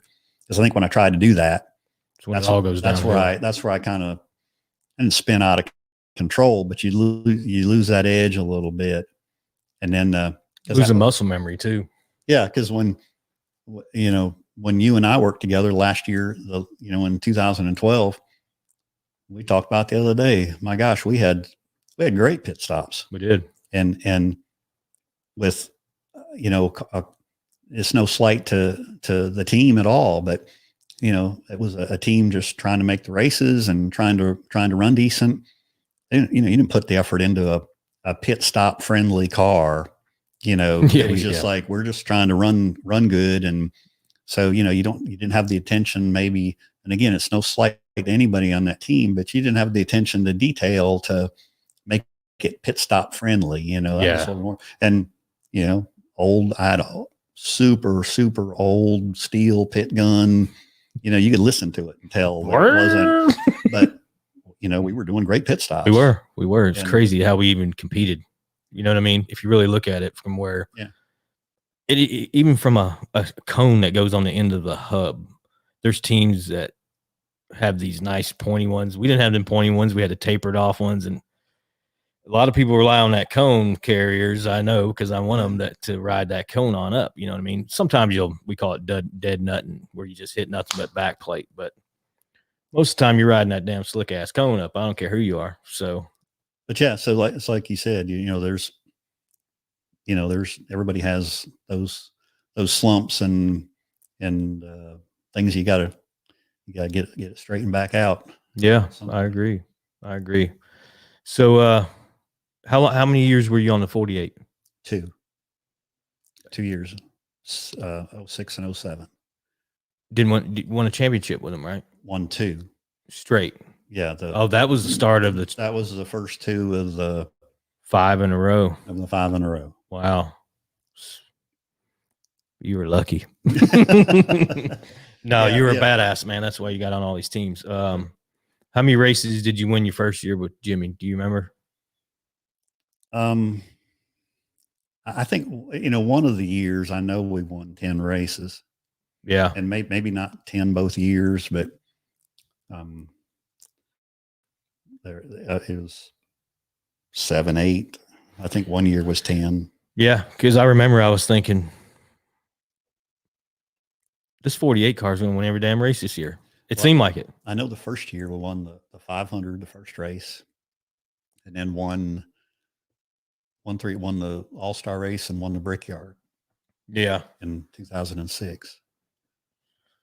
So you, second year, you probably win what? I think you just covered it, but so you stayed on it 2 years, and then where'd you go after that? To over to Ganassi. Okay, let me backtrack. So Chad Knaus is now your crew chief. Yes. How was that? Did he want you over there, or? Yeah. I think, and you started to ask that. I think I'm thinking it was it was toward the end of 2005,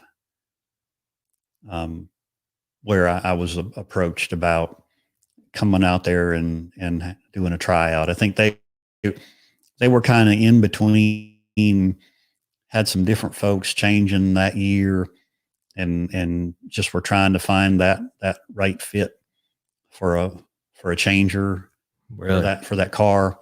And so, I think, it's how it happens a lot in racing. You pit around the right people, and They see it, notice it. And I think we pitted beside him a couple races, and that kind of opened the door for me to, have an opportunity to come back over there. Yeah, I'm glad you said that, because it really is who you're pitting beside. A coach might see you and be like, "Man, we need to try to get this guy," or crew chief might, because they're always watching the stops behind them. I always look back after and see like, "Yep, they just saw this stop, or we did really good," or it's like, "Damn, he just saw me miss that." I ain't shit. They could say, "Well, he just saw that stop." Or We don't want that guy. Oh, he just saw that one. Yeah, I can work either way. It sure can. It's happened that way. Mm-hmm. All of us. So when you and Chad talk, and was it like old times, or is it like straight business? You coming in and doing pit stops? And I mean, I think it was, I'd say more like straight business. Obviously, yeah. We were friends from back in the 24 day, and not friends as like we hung out together or anything like that. But, but crew together. You're friends, and if I seen him on pit road or something, obviously they were winning, come close to winning a few championships. So I was always congratulatory towards him and what he's done. I knew I've known Chad for a long time, for ever since he started at the 24. Yeah. And so, yeah, we grown to know each other. So you're on that car for 2 years, and then you go to, where was it again? To Ganassi. Ganassi. What car is that? Well, at that time it was the Target. Reed Sorensen was driving. 41. Yeah, the 41. You're okay. Right. And you were on that for how many years? That I was on that car for a year, and then the second year, they you remember when they merged with DEI? Mm-hmm. And they had several. They had the 41, and then DEI had scaled back. I think, I don't know how many cars, but they had the one car. Mm-hmm. And then Ganassi had one other car for one or two other cars. They have one, and then I think there was somebody else that was going to drive over there. Anyhow, they didn't run very long, and had some issues come up. Well, actually, I think the 41 got shut down. Gotcha. Changed, and then they moved sponsorship to the Target to Juan, I think, because the year before, I think he was Haviland. Mm-hmm. Anyhow, they changed some things, and they had to shut a team down, and they shifted some people around, and so I lost my position over there when that team shut down. Wow. And then I just kind of, the rest of that year, I helped up at Junior Motorsports, mm-hmm. and did some other. But I ended up going and helping the Wood brothers. Who was the pit coach at? Was it Walt Smith at? Yeah. Okay. Yep. Yeah. Which, again, things always happen for a reason, and you realize, yeah, it's a little hit to your. I like to think I never really had an ego, but it's a hit to you a little bit when you have to change and you're not really looking forward to it, or you didn't want to, but but I had a blast working on those Xfinity cars. At that time, it was, I guess, nationwide. Yeah. So At juniors. yeah. And that year, because I did, I pitted some races at the road course, some road course races for fellows. And I think that time it was Scott Wimmer, some different people, but just a great group of people there. They are a great group of people there. The pit crew guys I worked with. And ironically, one of the guys, I had to fill in for a guy that pitted for Keselowski at the time, that started to pit some stuff over at Stuart Haas. And so I filled in at some races on the Keselowski car when he was the 88 car over at Junior Motorsports. The Navy car, right? Yeah. Yep. And then it was just a couple. And then I think I got that right. But I know that's when Brad was running some races for Hendrick. He was running the 25 car, the GoDaddy car. Yep. And so I just fit in with those guys. I think there was probably 4 or 5 races that we ran. And I think it was at Kansas. We probably should have won that race, but on a last, not last lap, but last 20, 30 laps, maybe. I think Brad on a restart went to make a move up high and got pinched into the wall.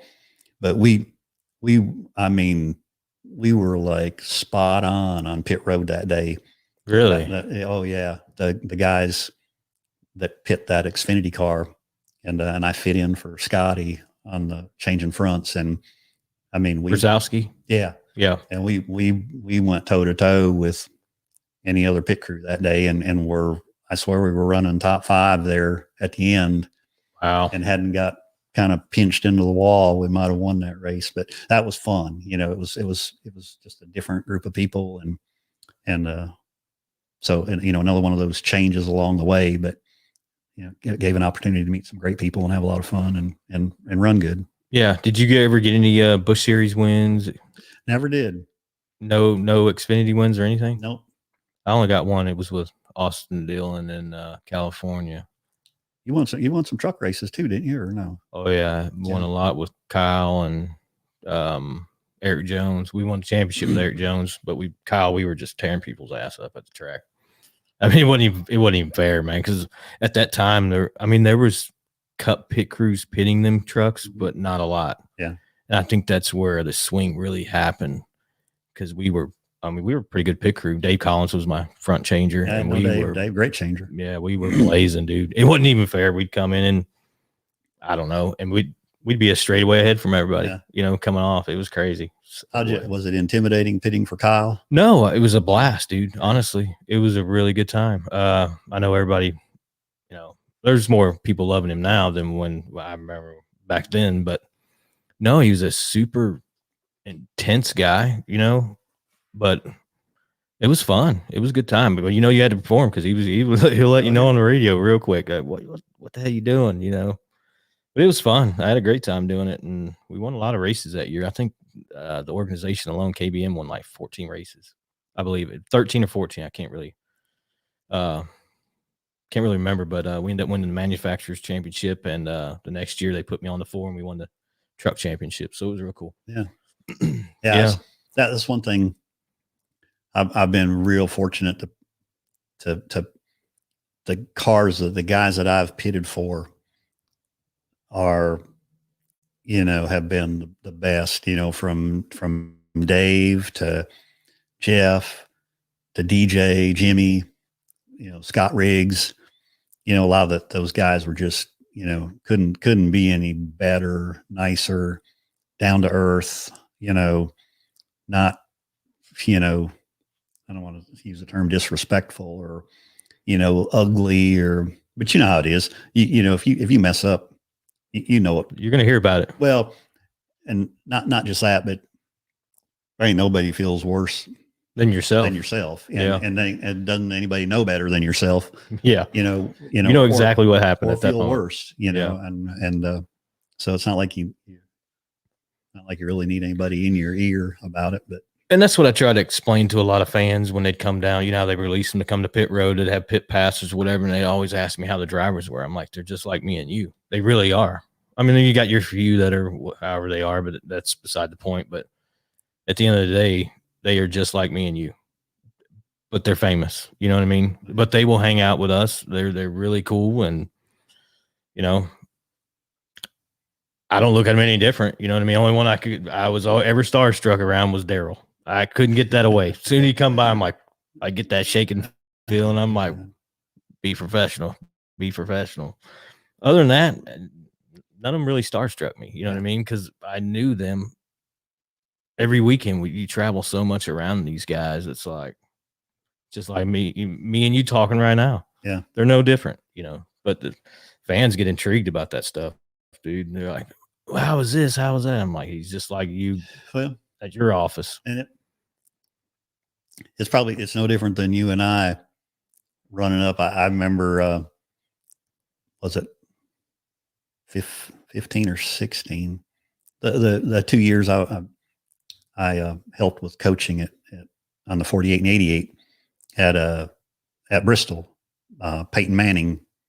Oh man, his relationship with Nationwide and Junior, and he come in the trailer and yeah, I mean I'm not a football fanatic or anything like that, but obviously you know who Peyton Manning is. And absolutely. You know, when you sit here today, you're like, yeah, I'll never meet him, or I'll never meet that guy or whatever. And he come in the trailer, and you know, you and I can walk down the trailer, but he can't. You know, he's kind of tilt his head a little bit, and he come up, and I said, he come walking, shaking hand. I shook his hand. I said, Peyton, I'm Mike Trower. And he said, Mike, I'm Peyton Manning. You know, nice to meet you. And I'm like, yeah, I mean, I know who you are, you know, but you don't know who the hell I am. But you talk about being starstruck. I mean, we've had the opportunity, you know, being in racing, you see a lot of different people. Oh, absolutely. You know, but I took pictures with a lot of different people. Oh, yeah. Cool. I'll never meet them guys again. Oh yeah. Who's the most famous person you've ever met at the racetrack? I remember you meeting Pamela Anderson. Yeah. How was that? Yeah, that was after we won that. Shane and I won that competition for the Pickery Championship. So that was the week of the All-Star race. And so she was like, I don't know, Grand Marshal, waved the flag, whatever, for the All-Star race. So when we went up, they introduced us on the stage as the winners of the individuals, and whoever the team was that won it that year. They introduced everybody. And when Shane and I, you know, afterwards, we said, hey, we need to get our picture with Pamela Anderson while we're here. So we got our picture made. But that's awesome. But so I would say probably Peyton Manning is probably one of the most high profile, you know. Yeah, I agree. Mine was Adam Sandler, just laid back dude, wearing what I'd look like somebody wear around the house, and he's wearing it at the track. Just really cool dude. Yeah, down to earth guy. Yeah, absolutely. He was a Grand Marshal or something. Yeah, Daytona when I was there. I also saw him.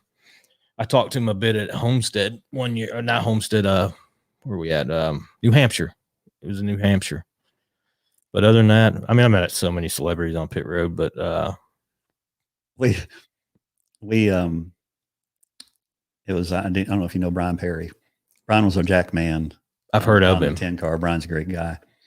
And he liked to try to get his picture made with some different, and he and I got a picture that's hanging in my office. He and I got a picture of, this is when, before all this stuff started with the, you know, if you watch Motor Trend TV or whatever, you got all the different bike building shows or the car building shows and things like that. Some great shows, but I can't remember the name of it, but I shouldn't even said it now. It's like, I won't remember their names, but the father son, they were building motorcycles. I can't remember. They were building. They got the, yeah. So I know who they are, but I can't think of the name. So I'm sorry. He was at, was it Atlanta? They're at Talladega too before. Yeah. We were happened to be walking out to pit road Mm-hmm. and we saw him and great guy. I mean, he was going like up to the old Hollywood Hotel or whatever it was. He was following something. And I think Brian hollered at him and he turned around and looked, and I mean, he's halfway upstairs, came down the stairs, walked over, and we got our picture made with him. And it was funny because I had this envision of him being like, 7 foot tall and I think Brian and I were both taller than he was. Really? Just about. Now, granted, he had some arms on him and stuff like that. He does. But it's just super nice guy. Like I said, most of them people you meet are awesome. Yeah. The only one that really, I mean, I met 50 Cent on pit road. I can't remember all, man. There's so many I took pictures with. I thought I met Slash that one time. Remember that? Damn it. Some kid wearing a top hat. Sorry. Yeah. We did take a picture together though. I'm a big Slash fan, if anybody doesn't know. Big. How about huge? Humongous. Yeah. Big Guns N' Roses fan, but Slash is like one of my heroes. Most embarrassing moment on pit road, if you have one. Oh, I don't know. You didn't ever wear the helmet cam? Yeah. Very rarely. I think I wore the old helmet cam. I think I wore it one time. And I just always said, nah, I'm not gonna wear that big old thing and have it be a chance of me messing up, if it affecting my pit stop in any way. I didn't want anything that was going to affect him. And the time then it was like you had this big belt on the back, battery pack and all that. And I think I wore it one time at Martinsville and I'm like, I just didn't really care for that thing. I agree. I would never wear it either because I'm all about the comfort deal. I mean, I don't even like certain fire suits, how they fit. You know what I mean? You can't get down all the way. Yeah. It feels weird. And adding all that extra layer of, I'd call stupidness, because it's broadcasting your mistakes. That's basically what it is. Yeah. And that part didn't, didn't bother me. It was just, I didn't want anything that was going to take away from, but I think I wouldn't call it an embarrassing thing. I remember, one time at the 500 on the 24, we were, we might've been leading the race. I mean, we were up front and, something happened. We had a tire go down. As a matter of fact, I think that was the year we won it. It was 90. I think it was 97 because we had a flat tire and we pitted and we came in and changed the tire. I think it was just right sides, changed right sides, got him back out. And he got back up to speed before the pack caught him and he was able to stay out in front of them. And then, at that time, caution waved. We were ahead of the leaders. So we got our lap back and we went on to win the race. But that's when they had the old coverings over pit road. Each pit stall had that tin rooftop over it. And sometimes, depending on where you were kind of hunched down a little bit. And I was standing up on top of the wall and seeing the car coming and, I think at that time you could go out 2 pits and he wasn't even really close yet. And I don't think somebody bumped me or something, but I fell and I got onto pit road and I moved back and I just picked my feet up, off of pit road and thinking I just got to get off pit road. So I came back, sat down on the wall, picked my feet up.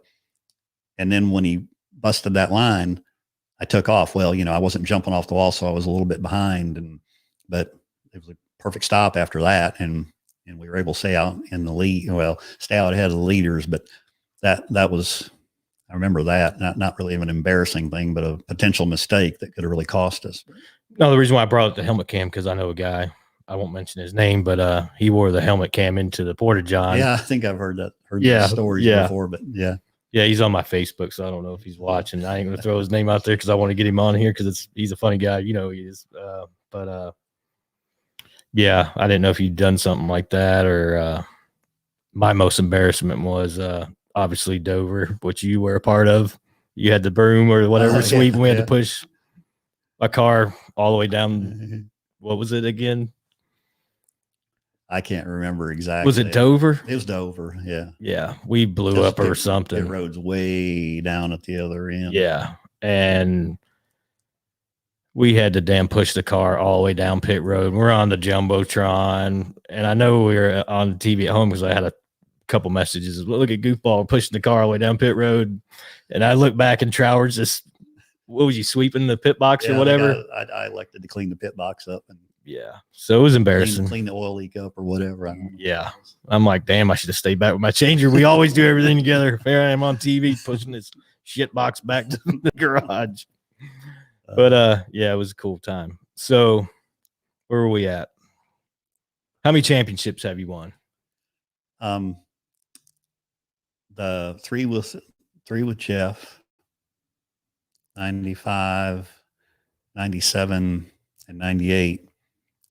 You know, they say a lot of times that, you know, if you're I still don't really consider myself an athlete, but if you're a competitor, you think about the ones you lose. I was a huge Cale Yarborough fan growing up, and you think about he won 3 in a row. I remember when he won 3 in a row forever. I mean, until Jimmy broke that. Yeah, and I still 96 was like the year that got away, and Terry ended up winning it. Yeah, Hendrick, but I still felt like we should have had that one. And that would have been 4 in a row. But anyhow, won those 3 with Jeff, and then 6 and 7 with Jimmy. So 5 championships altogether. Yeah. How many Daytona 500s?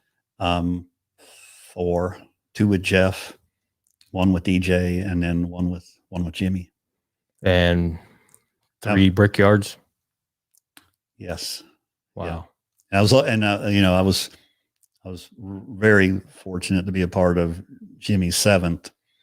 I saw the ring in there as a coach, as helping with coaching out there. So that was an experience like nothing else. Yeah. I remember seeing it at track. We talked quite a bit because I was obviously over at, what year was that? 16. I was over at RCR at that point. That was a rough year. But it was good. I was on the 3 car for a little bit, but it was rough.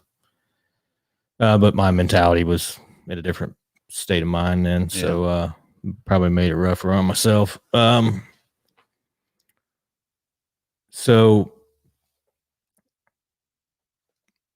you got a lot of hardware, man. That a lot of guys, I mean, you have more championships than drivers. Some drivers have wins. That's something to say. I mean, that's kind of crazy. And you say it might be luck, might be this, but you were my changer for a long time, and one of the greatest guys I've ever met on pit road. So I appreciate it. Another thing. So you, what team were you at before you came back to Hendrick to be my changer? Ganassi. Yeah. Okay. Yes. And then what happened there? Well, again, that Ganassi is where they had the team shut down. That's correct. And that just that whole year, I just kind of worked for some different teams as needed and filled in, and just and at that point when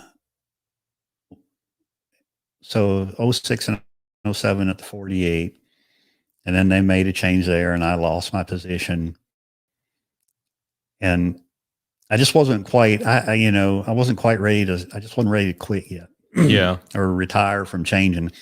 I still had stuff in the tank. Yeah, I just enjoyed it. It was fun. I mean, it. Yeah, it's as a carrier, it's there are so many different things about it. It's it's the competition. It's fun. You enjoy it. You just like racing. Being at the track, being around the fans. The whole experience is something that unless you do it, you have no idea. And it can even be the trip back to the airport and the ride home on the airplane. It's all, I mean, when you think about it, how many weeks a year, I mean, it varies a little bit. Sometimes you're hopping in the car and going over to Charlotte Motor Speedway, but how many weeks of the year, and then how many years that you get up at, depending, 3 a.m, 4 a.m. on a Sunday, and and haul it to the airport to get on a plane, catch an hour of sleep or whatever, and land in Michigan or New York or Dover or the West Coast or whatever. And, not the West Coast, but you race, you haul buggy to the racetrack, and you race, and you haul back to the airport, and you come home, and at 10 o'clock at night, you're back in your house again. Yeah. Week after week after week, that's call it an adrenaline rush or whatever. It's a lifestyle. And so I just wasn't ready for that to do that. So, or to not do it anymore. So, but at the same time, I'd kind of got to the point where I was like, at that year, I was like, not going every weekend is not a bad thing. Yeah. It's kind of a way to just kind of back out of it a little bit, and spend more time at home with family. And so, I kind of like that. And that's where then I had the opportunity to help the Wood Brothers. Oh, really? Yeah. 21 car. Yeah. Wow. So, come on, if you can work for the Wood Brothers, I mean, you got to take that opportunity. So, and they were running like 13 races. Really? So who was the driver? Bill Elliott. So awesome, Bill. Yeah. Working for the Wood Brothers and Bill Elliott, so how can that be bad? And I was still filling in, some at JRM. And for the people who don't know, that's Junior Motorsports. Yeah. And then I thought, okay, I found my niche for a couple more years, and then I think that next year the Wood Brothers were going to get their pit crews from Roush. Maybe it was Roush. I don't think they hadn't started with Penske yet, so I think it was with Roush. So I was like, well, dang, and I thought, well, I'm just still not ready. And I can't remember how I found out about Tommy's deal. And this was before you and I got together. So this would have been in 2011. Yeah, correct. And so it was like, yeah, Tommy was going to do 13, 15 races, whatever. And I was like, perfect. I still get to go to the track, still get to race, still get to change tires. I said, that's awesome. And we went to Daytona, made the race, did the 500. And then I think we went to Phoenix. This is with Bill, right? No, this was with Tommy. This was on Tommy's team in 2011. It's before I got with you. Yes. Yeah, correct. So there was a group of guys that pitted for, was it Steven at the time? On Rusty's. Steve Walls. Yeah, Steven Walls. They pitted that Saturday, and I came Sunday and changed front tires for that same pit crew, except the front tire changer. We changed for Tommy. Was Matt Trineri on that car? I don't think so. I'm trying to get him on here. He's one of my good buddies. He pitted for, I know, I don't want to just throw his deal out there, but I swore he was on that deal, but I could be wrong. Yeah. So we pitted, so we started out, went to Phoenix, had some kind of issue at Phoenix, fell out real early. So I think the how it went was Tommy was going to go ahead and run Vegas. So, he's sitting there, hey, we're going to run Vegas. You good to go next week? I said, yeah, that's fine. And then lo and behold, the next week, boom, we're running all the races. Oh, man. So it went from, 13, 15 races to now we're going to run every race. So I was like, well, what car number was that? 36? It was 36 then. So Golden Corral car. Yeah. Yep. Yeah. So Dave Blaney, wasn't it? Yeah. Yeah. Blaney was driving. So I was like, yeah, let's, one last year, let's do it. And, got to the end of the year and it was like, I've had a good time. It wasn't, again, everybody works hard and but you know, it's not quite the pressure as hitting on the 24 or the 48 or the 88 or, you know, name a car, but it doesn't change anything. You still want to have the best pit stops and everything else. And, you know, weren't practicing, you know, that made a big difference for me. Weren't practicing all the time. We weren't practicing at all because the guys from Rusty's car were practicing and they were pitting on Saturday. So I was like, how am I going to practice with them? So yeah, there's no way. Didn't do any practice and just showed up on Sunday and changed tires. And, still did good. Yeah. Yeah. And then the end of the year came and I mean, you know how it is. It's a bug, you know, man, and I was like, well, you can't wait for it to end, but then you can't wait about 2 weeks. You're like, man, I'm ready for Daytona. So I thought, well, maybe. And then Tommy was going to farm out the pit crew to Hendrick. Yep. And I'm like, well, and he said, call Andy, tell him you want to be on the 36, you know, and see if you can work that out. And that's when I called and that's when you and I started working together. And yeah, that's when Chris Berkey, pit crew coach over there, come to me. He's like, Mike Trower is going to be your changer. I was like, well, who the hell is that? You know, I didn't know at the time, you know, dumb me. So I showed up out there and we started practicing together and then that, you know, and then I finally said, okay, that's it.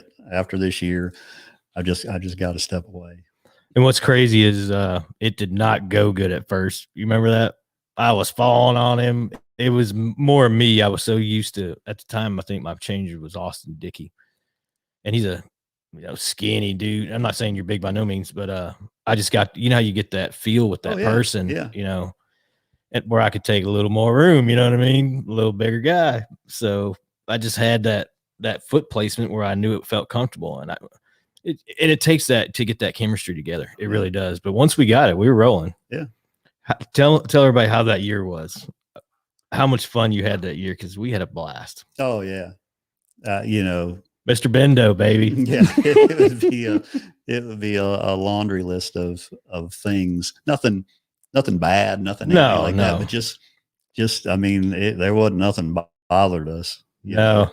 And again, that doesn't take anything away from the team. No, from no anybody's whatsoever. efforts.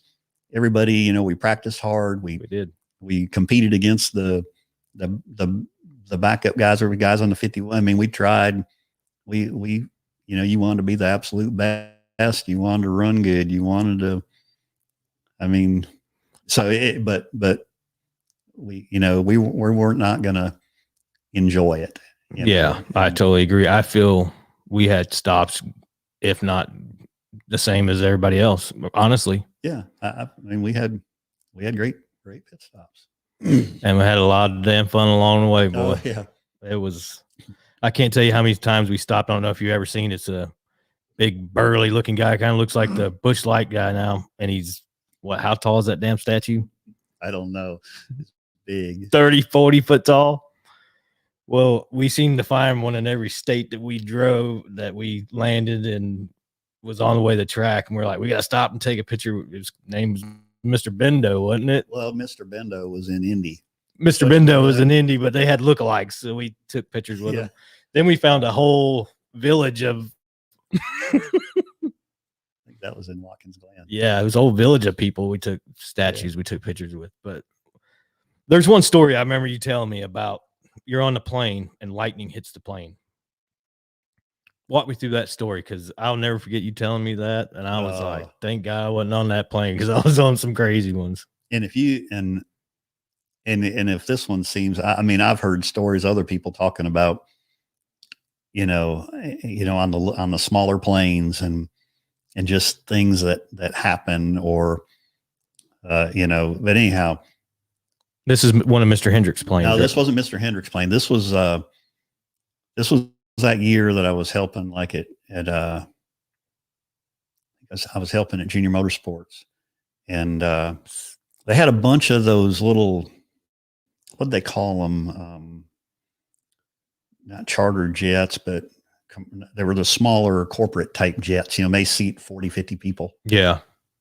And there was a company that you'd show up at the airport and there may be 5 of them sitting there, and different teams, you know, you find out which plane you're on, you fly out. Well, it was an Xfinity race, and it was a night race. It was in the summertime, and I can't remember. It was in the Midwest somewhere, so I'm thinking it was like Kentucky or Kansas or something. And you know, that thunderstormy type weather. Oh yeah. And you know, as I'm playing, you can be, oh, I can't go to sleep. Next thing you wake up and you fell asleep, you know. But some reason I was sleeping and remember looking out the window or pilot saying something and I dozed off and it sounded like a bomb went off and I woke up and I mean, literally my heart was pounding and I looked over at the guy across the aisle from me and he was as white as a sheet. His eyes were open and he was looking at me like, and I was like in your mind is, you know, how, I mean, I was processing 1,000 things in a half a second. And, you know, I'm like, we're not falling, you know, we didn't hit anything, you know, all those things go through your mind. And he says, what the F was that? And I opened the window up and, you know, again, I'm like, okay, we're still flying. You know, I see the wing, you know, everything I guess is okay. And the pilot comes on and says, you know, in case you're wondering what that was, we were just hit by lightning. And damn. And I mean, it was like, we weren't a long ways, I don't think, but he says, he's like, everything looks okay. You know, I think we're okay. And then you start thinking, okay, yeah, we're okay. We're still flying. Let's get this thing on the ground like now. And we weren't a long ways from where we were going to land, but we landed, got out, and you could see there was holes in the plane, you know, like underneath, like between like my seat and the one in front of me, about, I don't know, 3/4 of the way around in the belly of the plane. There was some burn marks where I guess it had hit. Wow. And, but, oh yeah, you know, everybody's got some stories about that, but man, when I just, you know, from being dead asleep to sounding like it literally like a bomb went off, like you just hit something and ripped the wing off the side of the plane. Not a good feeling. Oh man. But you know, you think about it. I mean, I am way past those little King Air days. And I can remember, you know, and those, again, for people who don't know, I mean, those are the ones you can sit there and just stick your head over a little bit, look up the aisle and look at the radar and name anybody that's flown on those things, name anybody that hasn't seen the flashing red. Oh yeah. And thinking, I mean, I've been on some. I remember coming back from Daytona one time, and I could have swore we did a 360 in the middle of the air, you know, and somehow kept going. You know, it was just ridiculous. And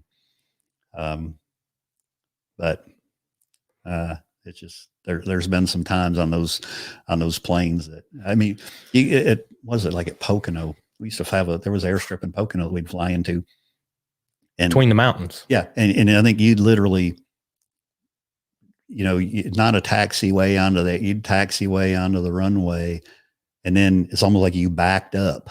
Yeah, to get that good running start. So the wheels were hanging off the edge of the pavement, and then, you know, that thing would be shaking and everything else, and then you let off the brake and she's gone. So I have one funny story about it, King Air. You know this. You didn't go that time, that trip. So we go to Statesville, which is right there. A lot of the local, a lot of the race teams fly out of Statesville. DEI or Champion Air, I think it is now, or I don't know. That's what it was. I don't know what it is now. I can't, Allegiant, or not Allegiant. I can't remember, Victory Air or some shit. Well, Jeff Carr, if you're listening, appreciate it, buddy. He's like, yeah, Tommy rented this plane, and y'all are gonna go to Iowa and pit for Ryan Blaney, and then you're gonna turn around and fly to Pocono to pit the Cup race. And Mike will be there. You're leaving out that Sunday. So we all get to the airport. I'll never forget. Tim Whalen was like, man, if this guy pulls this damn plane out of this hangar and doesn't check it over, I ain't getting on it. And I'm looking at all these hangars. You know, you look in the windows and stuff. You can't I'm like, man, I don't see no King Air. And he's looking. Well, next thing you know, you hear "Brrrr," this plane lands, literally pulls up to where we're standing. I don't know how he even knew it was us, but hatch comes down. This dude looked 21 years old. He's like, come on, boys. Give me your luggage. I looked at Tim and he's like, damn.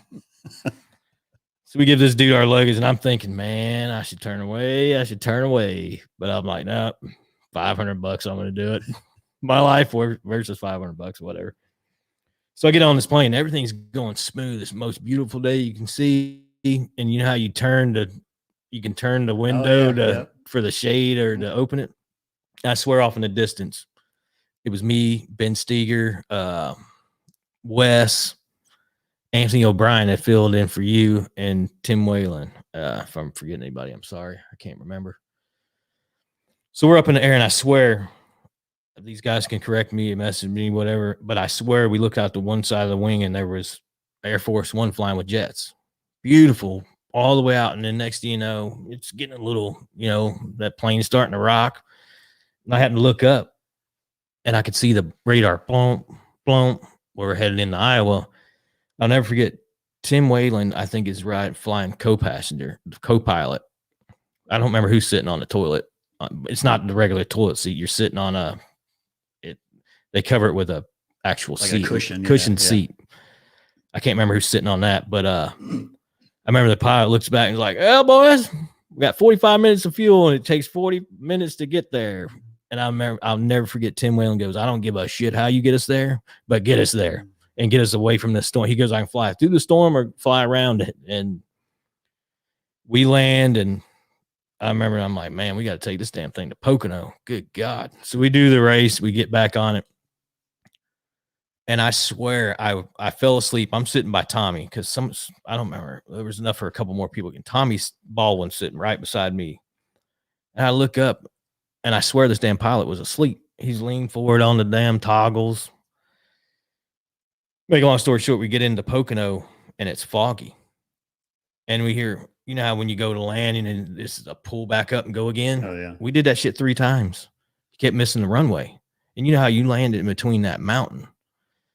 So we get off the plane. Finally, he lands this damn thing, and my heart's thumping. I'm like, oh my God, all this for $500, whatever the cup race would be, But we get off the plane, and that pilot gets off and looks back at us, goes, "That's the scariest landing I ever had." And I'm like, me too, bud. You know what I mean? I'm like, you took us along for the ride, but I don't care. You couldn't pay me enough to get back on a King Air. I don't see how you guys flew that stuff back in the day, man, honestly. And, all we could think about then was I was used to driving every weekend. So that luxury, that thing was like Air Force One to me. Absolutely. I mean, you get on that plane and fly. And I mean, but it's funny, now it's, the later years, and I'm not saying I wasn't one of them, but you're like, I wonder what we're having to eat.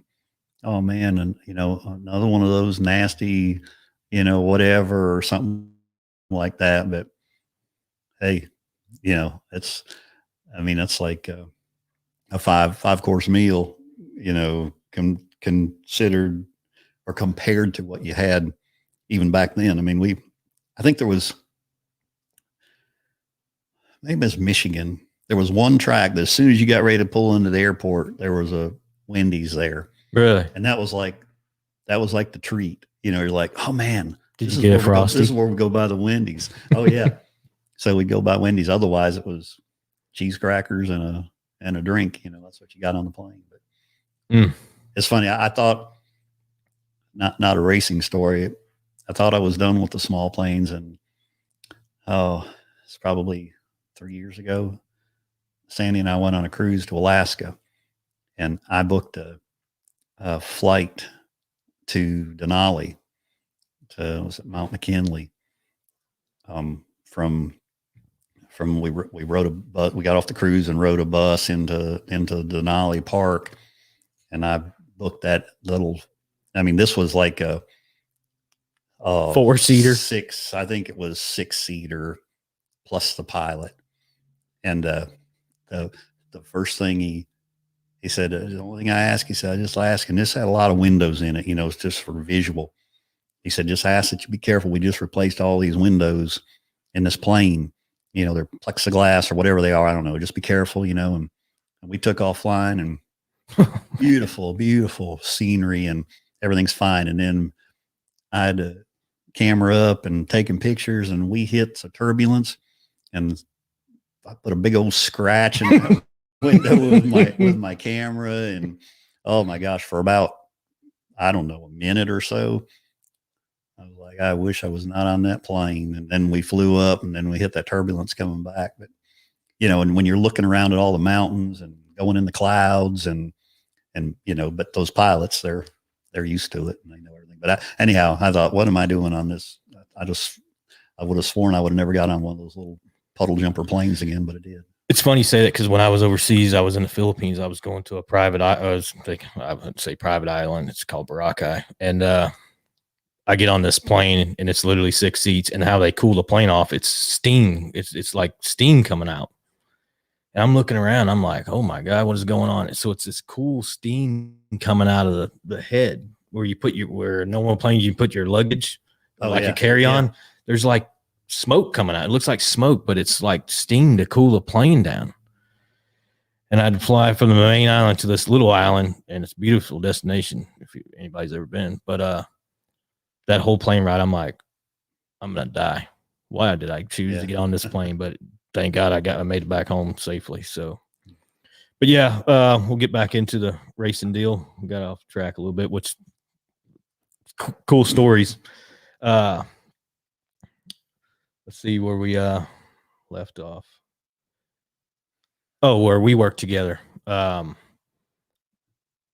First race with Daytona 500, we thought we were going to win that damn thing when Juan Pablo hit the dryer under caution. How that happens, I still to this day I don't know, but leave it to Pablo. But yeah, there for a minute, that little team, we thought we were going to be having a ring, but just wasn't in our future that time. But would have been great for Tommy and the team. Yes, it would have. Didn't happen. And then we go on, we do the year. I mean, there were some races where we fell out. I mean, like Martinsville, we talked about the other day, where we get everything in the damn track. And you tell the story better than I do, where, what was it, Dave Blaney driving? He goes and parks the car, and they're hollering for him. Yeah, I just remember, I think we had something going on with the right front, I think. Yeah. We had 2 or 3 flat tires. Yeah, something rubbing. We were trying to pull it out. Yeah. And I think if we, it's hard to remember stories all the time, but I think if we both said, if we remember correctly, the next thing we knew, the car was parked, and Dave said he'd had enough. Yeah, we didn't even know the car was in the garage area. We're looking for our car, and I'm like, well, where'd he go? And we're all getting our shit on, thinking we're going to do a pit stop, and here he done parked the car. He's already out going to the hauler to get changed, and somebody come over the radio and like, where's he at? And the spotter's like, oh, he parked it, boys. I guess it's time to go home. It was a funny story, but, and then, I'll be honest with you, I never tell you this, but as the races were winding down, and I knew that we talked that you were going to hang it up, and I was dreading it, because we came pretty close. We had a lot of common, and, there's some stories like the big red boat nobody knew about. I was at Talladega, and I was talking to him about the big red boat. Well, it was a family cruise they went on in 95, 96. Well, they went on in 96. And my family had been on it, and somehow it got brought up, and he's like, how the hell you know about the big red boat? And I was telling him the story. So it kind of made its full circle. But I will tell you this, when it came down to it, Homestead, I dreaded it. And your wife was there with us, and sure was. Yeah. She did a lot to make that happen. Oh, absolutely. And absolutely. I'm not a teary-eyed cry kind of guy, but it was an emotional day. I know it was a bittersweet day for you, 'cause now you get to be at home more, but I tell you, your wife did a lot that day to make that happen. Absolutely did.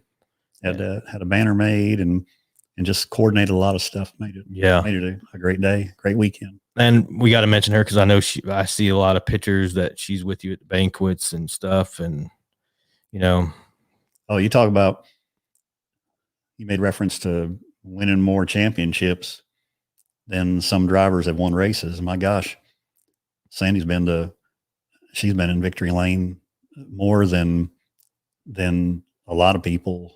Yeah, really. Oh my gosh, yes. That's awesome. And I won't even try to think of a number, but and championship. So she's been in every championship celebration, except the one I was coaching, but she's been to every other one. And so, and rightly so. Absolutely. I agree. I couldn't have had the career without her. Any fan that listens, I mean, people don't understand. You're gone a lot in racing, and especially when you got up to the 48 years. I mean, you probably still worked in. I don't know. For me, it was different because I worked in the shop, and then I also was doing the truck, Xfinity, and Cup Series. So I was gone so much, and it was my gosh. So for you to have your spouse with you at them, it's a memory you'll never forget. And I never had that luxury, so I'm sure it was something special. Well, it's funny, when I was driving up here, I came to a split in the road, and I'm like, I remember this because it was the road we always took when we go up to Richmond. Mm-hmm. When you have especially when they became the night races. I mean, she went to just about, I think, every night race. We'd drive up there early and find this place to park and relax, maybe watch a movie or whatever, and again, that's back in the time where you had to get there early. You had to go to Bristol early to get a place to park.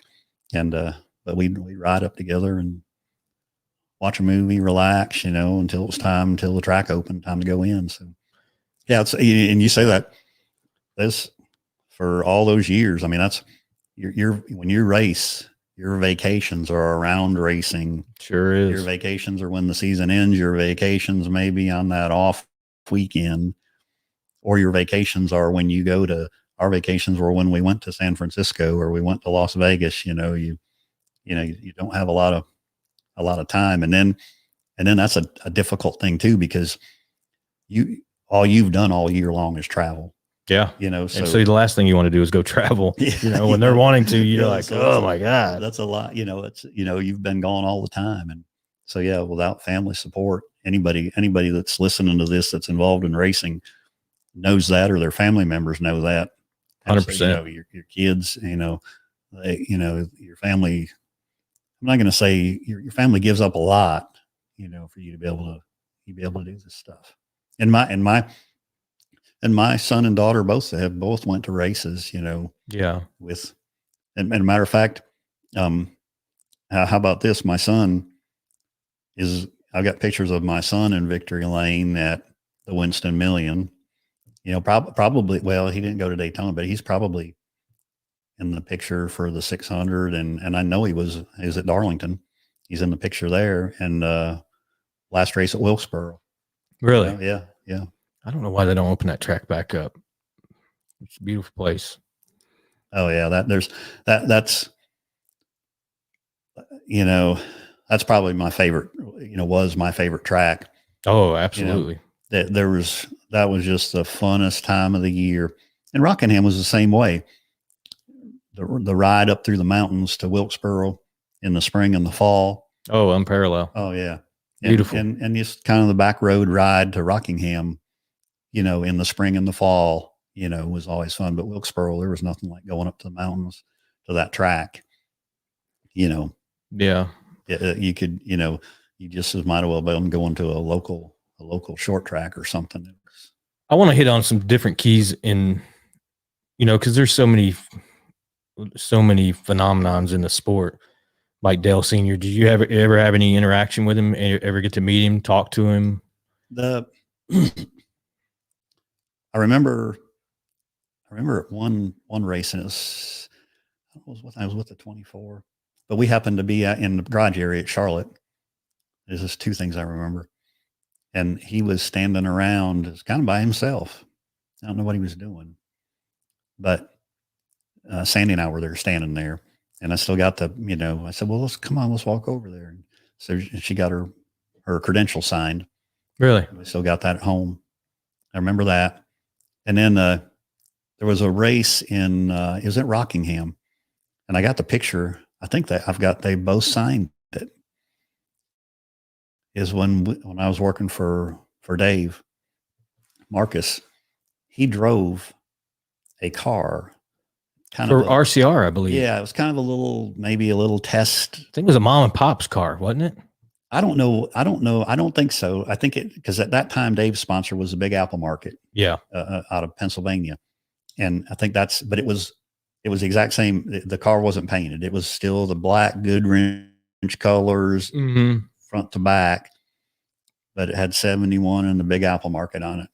And I was there on Saturday, and Earnhardt would come over and get in the car. And I wasn't I was doing little mechanic stuff, changing tires or whatever, in practice and helping with, whatever, on a Saturday. And, he was over there, back and forth. But I never, I didn't have a lot of, they always talk a lot about, there's that, I can't remember what the name of it is, but that TV show on now on Unrivaled or something like that about Jeff and Dale. Excuse me. Oh yeah. But I was in those days, I wasn't at the track. There's a lot of footage of you on there, actually. I was watching it, and it shows y'all in a holler. I believe it's a holler at Hendrick, and y'all are all huddled up, and Ray's talking to y'all about what you're going to do that weekend and all. I can't name it all, but I actually have it recorded. It just brings me back to them days. That's when racing was amazing. You know what I mean? And it brings back my childhood. So no, and I think a lot of it's just because I was only there on, in the days with Dave, I was there a lot of times on a Saturday and a Sunday, but for the 24, it was pretty much in Sunday morning and leaving Sunday night. So, wasn't there for stuff during the week or Friday, Saturday at the track type stuff. Did you ever get to meet Davey Allison or anybody? No, never. Saw him, obviously. Walking around. Yeah, saw him at the track, but as far as really talking much or anything like that, no.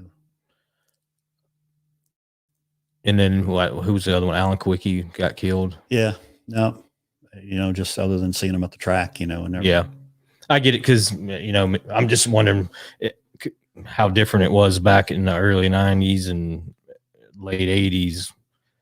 If they would, obviously there ain't that much stuff in the garage area back then. You know what I mean? As there is today. It's crazy now. Oh yeah. So I didn't know if you bumped into more of them then, or and how they were. Yeah, I don't think so. It's just more. I don't know. I've just always been. Like the days with Dave, it was like, okay, we might get there for a final practice, and then Sunday it's shuffling. It is shuffling stuff around pit road, getting pit area set up, and all this and that, and I don't know, that especially the 24 days, it was, I mean, I don't know. It was just a little different. I don't know. You didn't have stuff that, like now you go there and they got a big food tent set up where everybody goes and gets breakfast and gets, you didn't do anything. You showed up to the track, went to your hauler, maybe you grabbed a Pop-Tart or something off the hauler, and then it was getting the pit area set up. And you didn't have nitro boxes or nothing like that either. No. And tanks on the ground. Well, yeah. In the days with Dave, it was tanks on the ground, but the 24, we had a little box, but it was just a small pit box, that had none of those big. I think that pit box is actually at Hendrick Motorsports in the museum. Could be. I believe. Yeah. I could be wrong. It's been a while since I've been there, since I worked there. That's the last time. Yeah, because you had, just like now you have everything's on the big pit box. Now, then you had the pit box with the basics, and then you had 2 or 3 crash carts and stuff. Well, you didn't have crash carts, but you had 2 or 3 crates of stuff you'd have to haul out. Wow. Yeah. Times have changed. I'm sure it's even bigger now. You know what I mean? Since I left the sport, Yeah. Yeah, I don't know how it could change much more. You know, you got the big old pit wagons and this, that, and the other. And So enlighten me how it was to go from being a changer to being a pit crew coach now. What was that like, and what was the feeling that you're helping someone get better to do what you used to do? yeah, and that it was kind of my role as you know, when I helped those 2 years on the 48 and 88 was just kind of the new coaches that were coming in to help kind of with just general racing stuff. Yeah. You know, I think because they were coming in from other sports and Football, kind of getting acclimated to racing. But yeah, I had the opportunity, and it's funny. It was an interesting couple years for me, because when I pitted, you know, change tires, I felt like if, you know, yeah, you needed to kind of you needed to understand what was going on with the whole stop. And I did. And because it affected, you know, the overall time of the stop. But when it come down to it, you know, if I didn't do my job well, we weren't going to have a good stop, just like everybody didn't do their job well. So I didn't need to be worrying about too many other stuff. I need to be worried about hitting 5 lug nuts, you know, and doing that the best I could. So that was really my focus for all the years, was just that. And yeah. So when you go out, so I would say that, yeah, maybe my role was maybe would have been a little bit more around a position coach than overall, you know, and I try to point out things. And I think probably the thing I hated not hated about it, but is that I couldn't be there all the time. Yeah. You know? So I might be able to make a practice during the week a little bit, but you know, there's 3 or 4 practices a week, and there's weight room sessions, and there's team meet and film review and all that stuff that you can't be a part of. So it becomes a full-time job. It's hard. It was hard to, you know, I wish I could have been more engaged to really feel like I was really making a difference to help. But it was definitely a different view, you know, to step back and time a lug nut pattern and say, I see that looks really great, but I like the time on the watch, but I don't like the time on the watch, because I don't think you can sustain that consistently. Yeah. Yeah. And I agree. And you know what? You got to get that fine point. That's like a tire hang. You can, if you hit that unbelievable time, but you know yourself, you're not going to hit that every time. Yeah. It's once every 10 hangs. And what happens is that it's not, and being able to do it once every 10 or once every 5, that leads to that catastrophic 1 every 10 that costs you 5 spots, and at the wrong time, it's devastating. So, and I think that's where I always operated as a changer. And when I didn't, that's when I got into trouble, is to you got to stay within that little window. And I think that's what's different a lot now, is like, you know, a changer may view something, or the direction is different. It's more about that speed than it is maybe about the consistency. I don't know. It's absolutely still about consistency, but maybe a speed is pushed a little bit more or something, or, you know, everything's faster guns, or faster this, faster that, you know, and so it's not about as much maybe as the consistency as it was, but anyhow, it's fun to be able to look at some and say, I think you need to back that down a little bit. And, you know, and that's what maybe people don't realize, is that if you're not talking about going twice as slow, you may be talking about a thousandths. Well, or a tenth or 10% or something, or, you know, change that off pattern from just give me a tenth more, or a half a tenth, and it smooths it out. You know, those were fun things to look at and try to, but it's funny. And I think, I guess it makes sense that I'm always was my most critical, I made that reference before of a coach coming to you and saying, I want you to hit 5 off. And it's like, I want me to also. And that's what I'm trying to do, but I just, and when you find that spot where you slow down and find your little window of comfort, then it's, it's like, hitting that good golf swing or something. I mean, you get back and you're like, man, I saw everything. I saw every nut. I saw it was just smooth. It was like, just couldn't have been any better, and trying to help somebody find that rhythm or find that window was fun. But I also find myself that reverse, looking at that guy and saying, just hit 5 off. Yeah. Or just hit 5 on, or, just come around it. Or when you pull that tire, do this, I find myself thinking, somebody was telling me that once too, Yeah. I think the funniest thing, one of the craziest things that, well, ain't the funniest, but the craziest things that ever happened to me, and I'll never forget this, was when I first started out. Greg Morin was at the pit school. Yeah. And he goes, we were just all over the place. And he was standing there watching. He goes, now this stop, I want you guys to go as fast as you can. As fast as you can. And it was a catastrophe. And he goes, now this stop, I want you to walk through it. And it was actually faster than what the stop was of trying to go the fastest.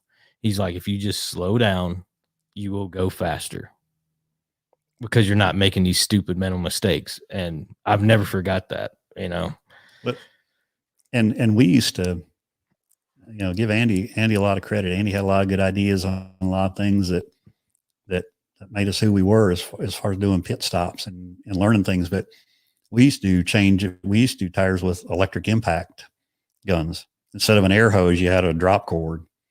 And are you serious? Yeah. We'd do it with electric impacts. So how would that work out? Well, just you still hit 5, you still run around the car, you still do everything. But, from a changer standpoint, you had to slow down. You had to, if that thing had to rattle a tire or nut off or do something or whatever, or, it was slower, you just had to go within the limits. You as a carrier, you had to realize you were going to stand there a little bit longer and hold that tire or whatever, that it wasn't going to come off. Get the damn lug nut off. Yeah. So, but it was all part of that training and that thought process of, it doesn't matter, work within the limits. Just like if the pit road was a little bit damp or slick, well, obviously you can't run as fast as you'd like to. I agree. You can try, but it ain't gonna work. Yes. So, a lot of those things like that you learn. That's like, we used to do that drill where, one guy would change all 4 tires. Oh man, that's a smoker. Yeah. So you'd have to, and we'd start different, start at the left rear, start the right front, start the left rear and do left rear, left front, right front. You're jumping over hoses, jumping over the jack. And it was a competition, I would compete against Chad, or I'd compete against Shane, or, it was a friendly company, but you wanted to be the best. You wanted to be the best. And so there were certain corners of the car that were for me because of how you pulled the tire and stuff, and certain that was, that's how a rear changer would do it. So I gotta do a little bit different, or, and you used to do that. But the purpose was, by the time you got to the 4th tire, the 3rd tire, you're starting to get a little bit winded. So, you need to make sure that you slow down a little bit, on those last 10 lug nuts versus the first ones, and then in your mind, you're like, if you missed one, you're like, I mean, that couldn't weigh on you when you were going to the next tire, one. Yeah. Because in your mind, you're like, I already screwed this up. Yeah. But you still had 10, 20 or 5, 10, 15, 20, you had 25 more lug nuts to hit. And you're like, you're like, let's just start over. You couldn't start over. You had to keep going, Yeah. So I don't know. It was all fun things. That was another thing Coach Greg had us do. So they'd have a car up on jack stands. And for you people that don't know, they'd start you on the wall. You had to go index the right front, then come around. It's on jack stands. So so you do 2 rounds. So somebody would be there to take the tire back off because there's no lug nuts. So you index that right rear, come all the way around, do the left rear, come all the way around, do the right front, do the left front, and then come all the way back to the right rear and do it all. Dude, I'm telling you, I was like, damn, I just got out of the military and this shit's smoking me, boy. Yeah. And we used to, excuse me, and we'd do it. No. And we would do it where you had to jack it up too, because you wanted to get that rhythm of the car moving while you were hitting lug nuts. So you'd have people stationed around, one on a jack over here and the jack man wouldn't run it. It was basically a carrier changer drill. Yeah. But they'd try to jack the car up to mimic, a true right side. On the left side, the car you'd probably have your nuts off before they jack the car up. So yeah, but yeah, a lot of good stuff. Cool deal. Trying to remember all the stuff I was going to ask you. So while you were a coach, you were with the 48-88 when Jimmy won the 7th championship. Right. And let's see that ring, because I haven't even seen it. That was a crazy championship that they won. Oh, wow. 7-time. Yeah, that I don't know if anybody can see it, but it's I don't know. You talk about a lot of different things, but that's one of the things I'll always remember about the 48. Wow. And, and Chad's leadership was and the 24 was the same way too with Ray, is that you're never out of it. Yeah. And, you always, and Lord, that day we had to start at the rear of the field. But some pit stop issues, I remember at the end, wasn't it? Excuse me. We didn't have any pit stop issues no. at Homestead. Just they had some issues, inspection stuff. And we, with all the inspection rules and how many times you go through, I don't know what it was, but we had to start at the rear and didn't have any problem getting up to, top 10. And then it wasn't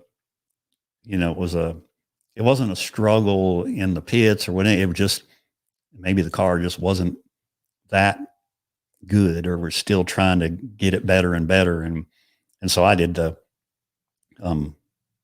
the normal coaching. I mean, I did the pit sign. That's what I did while we were at the track. But, that last, I remember the last restart.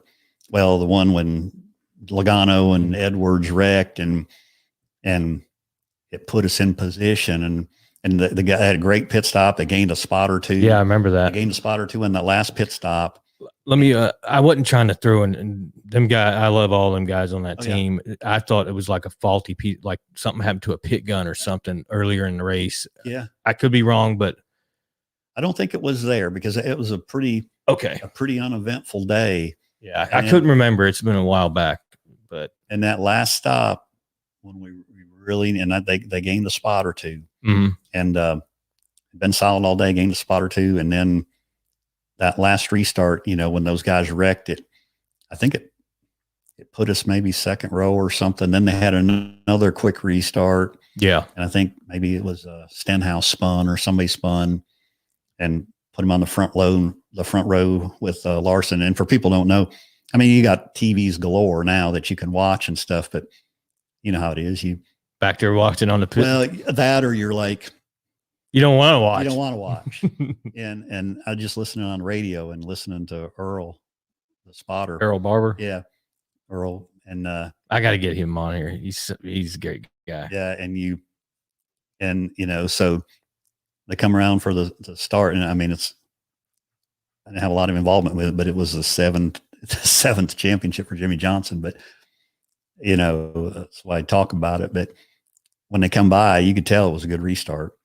And they went into the corner, and all you were thinking about was, you just got to be ahead of Logano. Yeah. And you hear that. Don't spin the tires. You hear that. Yeah. Clear. And okay. He's one outside. And in my mind, I'm thinking like, okay, we're ahead of Logano. And he come out of turn 4 and he was leading. Wow. And then, I mean, lights out after that. It was a green, white checker, wasn't it? Yeah. But when he come by and was leading, and then, you just listen to the spotter all the way around, and you're like, you can tell, you're like, we got it. Yeah, that was crazy. Yeah, I remember. I was happy for them guys. I don't remember where I was at that time. I think I was. When was that? 2016. Yeah. So I'd have been at RCR, getting ready to leave there to go to JTG, which that place was amazing. But Yeah. That experience when y'all won the championship, when Jimmy won the 7-1, did you stay overnight or did you fly back? No, we stayed overnight.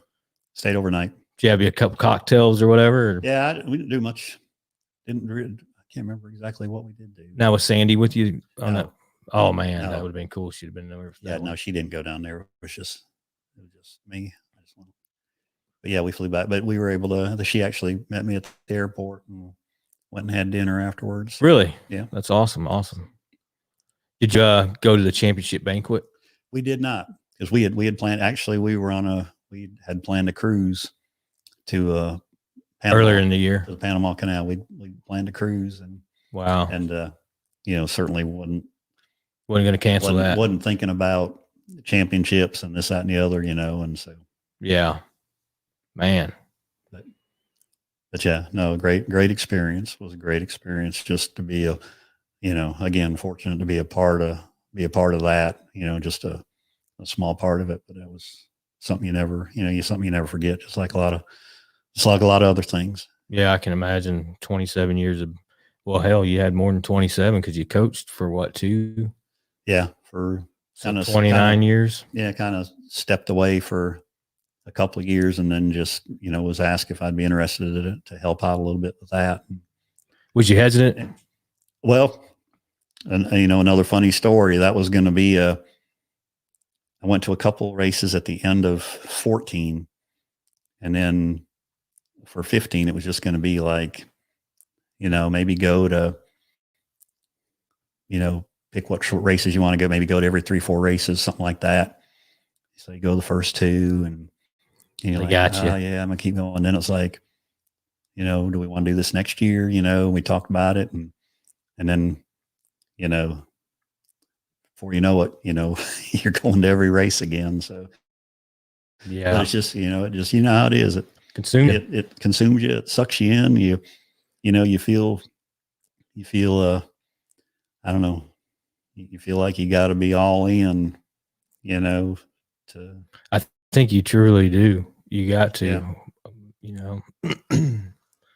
like I said, I ran into you many times at track. We talked several times, but I know it was on not saying anything bad. It was on a different level. You had a different agenda. You had to be with the other coaches and stuff. And I didn't take it as anything, but I was damn sure glad to see you back at the track. I can tell you that.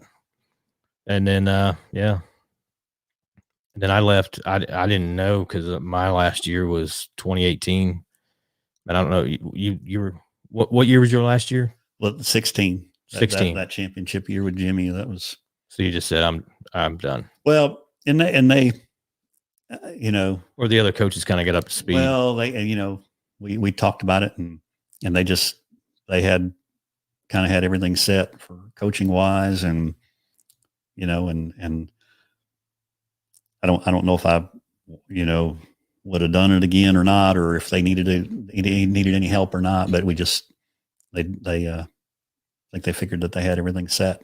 Yeah. So good old Hendrick Motorsports. Yep, great place. It was a great place. That was the hardest decision I ever had to make, was leaving there to go to Waltrip's. And don't get me wrong, Waltrip's was the most fun I ever had at a race team. We had a blast. Got to do a lot of stuff I never would have got to do anywhere else. But I'll never forget Andy Papa. Andy Papa looked me dead in my eyes, like, and no disregard to Mike Waltrip Racing, because like I said, it was one of the great. He's like, why do you want, Andy, this is Andy now. He said, why in the hell you want to leave the New York Yankees of racing to go to the Mets of racing? I said, well, I'm signing a contract like the Yankees would be paying me, but I'm making a contract like the Mets are paying me right now. So I think I'm money chasing. I don't know. Yeah. But I'm glad I did. I got a great experience. It was them Waltrip's years. I mean, I got to be a part of that episode of Michael Waltrip Racing Life in the Pits. I never got to do that at Hendrick, I don't believe. And I got to do some cool stuff at Hendrick too. I mean, I did an Advocare commercial with Richard Petty. That was one of the coolest things I've ever got to do, watching him grow up when I was a kid, watching him grow up racing. And now I'm doing a commercial with him. It was me, Kevin Harris, Anthony O'Brien. I want to say Austin Dickey. I really can't remember, but there was quite a few of us got to do that, and it was a cool experience. And then obviously Michael Waltrip shutting down. Yeah. Then I go over to RCR, and we won't talk about that. Yeah. It was a dream come true to be on 3, but obviously my mentality had changed. I rubbed some people the wrong way, which I tend to do a lot, but it is what it is. And then I go to JTG because after RCR, I was going to be done. And then I go to JTG, and man, it was a good place. But then they made the rule change, and Yeah.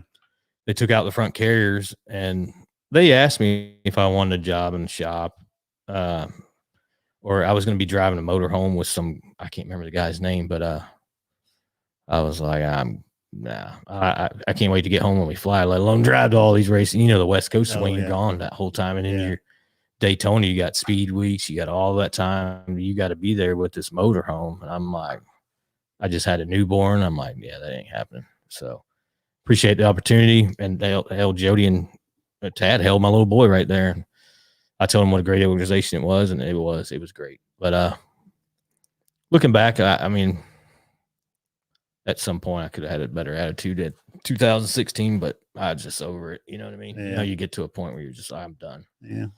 But all that stuff happens for a reason. It does. But now I wouldn't be where I'm at, you know. Yeah. So but I'd like to thank your wife for letting you go for this Saturday. You know, I know she's probably watching. Driving all the way here. What is it, 2.5 hours? Yeah, no problem. I wouldn't have missed it for the world. And also, this means the world to me. This is one of our last lug nuts. What is that?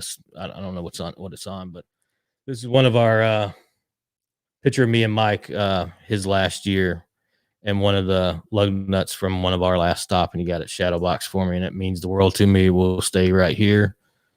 I can't thank you enough for doing that. But I appreciate you being on the show, man, and I couldn't thank you more. Yes, sir. Absolutely. Couldn't appreciate the friendship more, and appreciate the opportunity to talk some. Yeah, absolutely. It's been fun, and I hope everybody enjoyed it. People on YouTube, like and subscribe. That's the way this thing's going to get bigger, please. And we'll try to get some other people from NASCAR and the military on here to share their stories. But Mike, again, I appreciate it. Until next time, thank you guys for watching. Thank Like you. and subscribe.